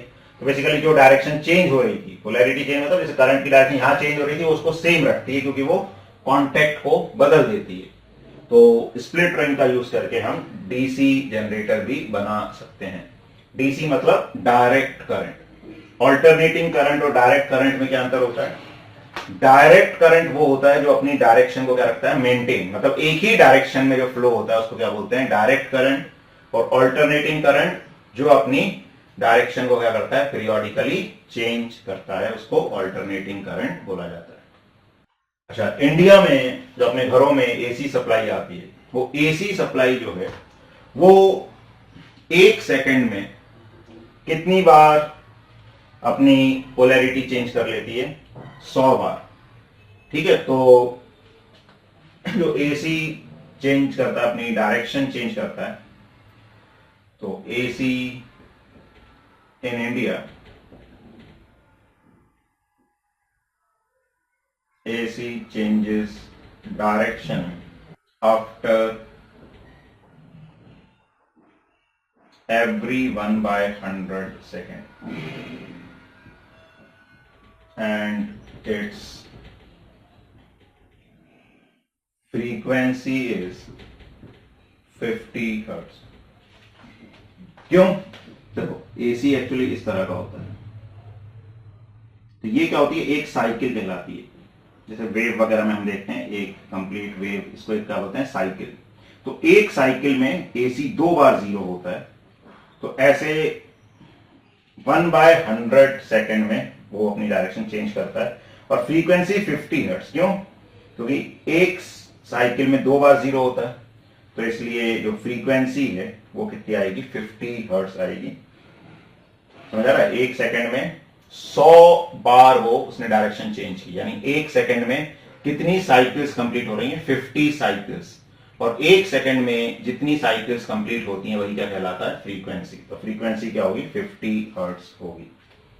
और एसी का एक यूज करने का ये भी रीजन होता है कि उसको हम जो ट्रांसमिशन लाइंस हैं उससे आसानी से कम पावर लॉस में भेज सकते हैं। ठीक है, तो ये हमें कुछ पॉइंट्स ध्यान रखने हैं। डोमेस्टिक इलेक्ट्रिक सर्किट्स, तो थोड़ा सा हम इसमें ये समझेंगे कि जो हमारे घरों में सप्लाई आती है जनरली किस तरह से आती है, जो डिफरेंट वायर्स हैं वो क्या होती हैं। तो जो सप्लाई आती है वो एक जो मेन लाइन है उसके थ्रू आती है। तो जनरली 2 तरह की लाइंस आती हैं, एक लाइव वायर, एक न्यूट्रल वायर। जो सप्लाई से अपने पास पावर मेन लाइन से आती हैं, तो लाइव वायर को हम पॉजिटिव भी बोलते हैं, न्यूट्रल वायर एक जिसको नेगेटिव भी बोलते हैं। जनरली जो लाइव वायर है ये रेड इंसुलेशन कवर में होती है। अपन घरों में देखते हैं अलग अलग कलर्स की वायर्स होती हैं, तो जनरली रेड लाइव वायर के लिए यूज की जाती है, और ब्लैक जो है वो न्यूट्रल वायर के लिए यूज की जाती है। तो जो मेन लाइन से अपने पास पावर आती है वो क्या करती है, पहले फ्यूज से उसको पास करते हैं, फिर वो हमारे इलेक्ट्रिक मीटर तक जाती है, जो घरों में मीटर है, और मीटर के आगे फिर एक डिस्ट्रीब्यूशन बॉक्स है जिसमें अलग अलग फ्यूजेस वगैरह लगे रहते हैं, और उससे हम उसको घर के डिफरेंट पार्ट्स में डिस्ट्रीब्यूट करते हैं। जो हमारे घरों में सप्लाई आती है वो 220 वोल्ट की आती है, और जो भी डिवाइसेस बनाई जाती हैं वो सब 220 वोल्ट पे वर्क करने के हिसाब से बनाई जाती हैं, इसलिए हम सब चीजों को पैरेलल में कनेक्ट करते हैं। बाकी करंट की रेटिंग के हिसाब से जनरली दो तरह के स्विचेस यूज किए जाते हैं। कुछ 15 एम्पियर के होते हैं जिनको ज्यादा पावर की रिक्वायरमेंट होती है, जैसे एसी हो गया, गीजर हो गया, रेफ्रिजरेटर्स हो गया ऐसे। और जो बल्ब, फैन, ट्यूबलाइट, ये सब 5 एम्पियर की रेटिंग वाले स्विचेस वहां पे यूज किए जाते हैं। अच्छा, एक और वायर होती है जिसको अर्थ वायर हम बोलते हैं। तो अर्थ वायर जो है ये जनरली ग्रीन कलर के इंसुलेशन में होती है। तो अर्थिंग के लिए क्या किया जाता है, जो भी जगह है, घर है, कोई कंपाउंड है, उसके आसपास जमीन में गड्ढा करके एक मेटल प्लेट को गाड़ा जाता है, उसके साथ कुछ और चीजें, सॉल्ट वगैरह ये सब चीजें डाली जाती हैं, और वहां से एक वायर लेके आते हैं जो अर्थ वायर का काम करती है। ये अपने पास मेन पावर स्टेशन से नहीं आती, ये वहीं पर उसको तैयार किया जाता है। और उस वायर को क्या करते हैं हम जनरली, जो भी मेटालिक पार्ट होता है जिसकी अप्लायंस का, उससे कनेक्ट कर देते हैं। जैसे अपनी इलेक्ट्रिक प्रेस हो गई, कंप्यूटर्स के सीपीयू हो गए, रेफ्रिजरेटर्स हो गए, तो उसका क्या काम होता है कि बाई चांस अगर कोई भी लाइव वायर अगर मेटालिक बॉडी से टच हो गई और हम उसको टच करेंगे तो हमें शॉक लगेगा। लेकिन अगर हमने अर्थिंग कर रखी है तो क्योंकि अर्थ वाली वायर बहुत ही कम रेजिस्टेंस का पाथ ऑफर करती है, तो वो मैक्सिमम करंट उससे चला जाएगा मेटालिक बॉडी से, और हमें शॉक या तो नहीं लगेगा या बहुत ही कम शॉक लगेगा। तो ये मेन काम होता है अर्थ वायर का। ठीक है, तो ये हमें थोड़ा सा पता होना चाहिए किस तरह से सप्लाई होती है। अच्छा, इसमें जो फ्यूज का रोल होता है वो क्या होता है, तो फ्यूज एक बहुत ही इंपॉर्टेंट रोल प्ले करता है। जैसे कई बार किसी डिवाइस में एक्सेसिव करंट फ्लो कर जाए, लाइव वायर न्यूट्रल वायर आपस में टच हो जाए, तो वहां पे क्या होता है, करंट बहुत हाई फ्लो करता है, वो करंट फ्यूज के थ्रू फ्लो करेगा। अब फ्यूज जनरली इस तरह से डिजाइन किए जाते हैं कि एक लिमिट से ज्यादा करंट उससे फ्लो करेगा तो फ्यूज क्या हो जाता है, मेल्ट हो जाता है, करंट की सप्लाई को रोक देता है। तो अगर वो मेल्ट नहीं होगा तो क्या होगा, डिवाइस खराब होने के चांसेस हैं, क्योंकि डिवाइस भी एक पर्टिकुलर करंट की वैल्यू तक ही वर्क करने के लिए बनी होती है। तो अगर ज्यादा करंट फ्लो करने लगा और वो डिवाइस का करंट स्टॉप नहीं हुआ तो डिवाइस खराब हो जाएगी। तो इसलिए क्या होता है, फ्यूज एक बहुत इंपॉर्टेंट रोल प्ले करता है। इसीलिए फ्यूज या आजकल हम देखते हैं एमसीज वगैरह रहती हैं, तो वो क्या करती हैं, जैसे ही एक्सेसिव करंट फ्लो करता है वो पावर सप्लाई को कट कर देती है। तो फ्यूज में क्या होता है, जैसे ही करंट बढ़ा, कैसे बढ़ा, लाइव वायर न्यूट्रल वायर आपस में टच हो गए तो बहुत हाई करंट फ्लो किया, तो वो हाई करंट फ्यूज के थ्रू फ्लो करके आ रहा है। और फ्यूज से जैसे ही हाई करंट फ्लो करेगा, फ्यूज में जूल हीटिंग, जो I²R वाली हीटिंग होती है, तो वो होने के कारण फ्यूज क्या करता है, मेल्ट करता है। मेल्ट करने से सर्किट ब्रेक हो जाता है और करंट फ्लो करना बंद हो जाता है। तो इसलिए जो बेसिकली ये जो दो वायर्स आपस में कनेक्ट हो जाते हैं, लाइव न्यूट्रल, इसको हो जाता है शॉर्ट सर्किटिंग, और इससे क्या हो जाती है, ओवरलोडिंग। तो ओवरलोडिंग किस कारण से होती है, बेसिकली शॉर्ट सर्किटिंग हो जाए, लाइव वायर न्यूट्रल वायर आपस में कनेक्ट हो जाए, तो उससे डिवाइसेस डैमेज होने का डर रहता है, तो फ्यूज उसको प्रिवेंट करता है। दूसरा, ओवरलोडिंग होने का ये भी कारण होता है कि कई बार हम एक ही कनेक्शन में या एक ही जो अपने पास स्विच बोर्ड है उसमें बहुत सारे कनेक्शंस कर दें, तो उससे भी ओवरलोडिंग हो सकती है, और उससे भी ओवरलोडिंग होने के कारण जो है डैमेज का खतरा रहता है, तो फ्यूज वहां पर भी मेल्ट होकर उसको प्रिवेंट करेगा। तो ये फ्यूज का मेन फंक्शन है जो अपने को पता होना चाहिए।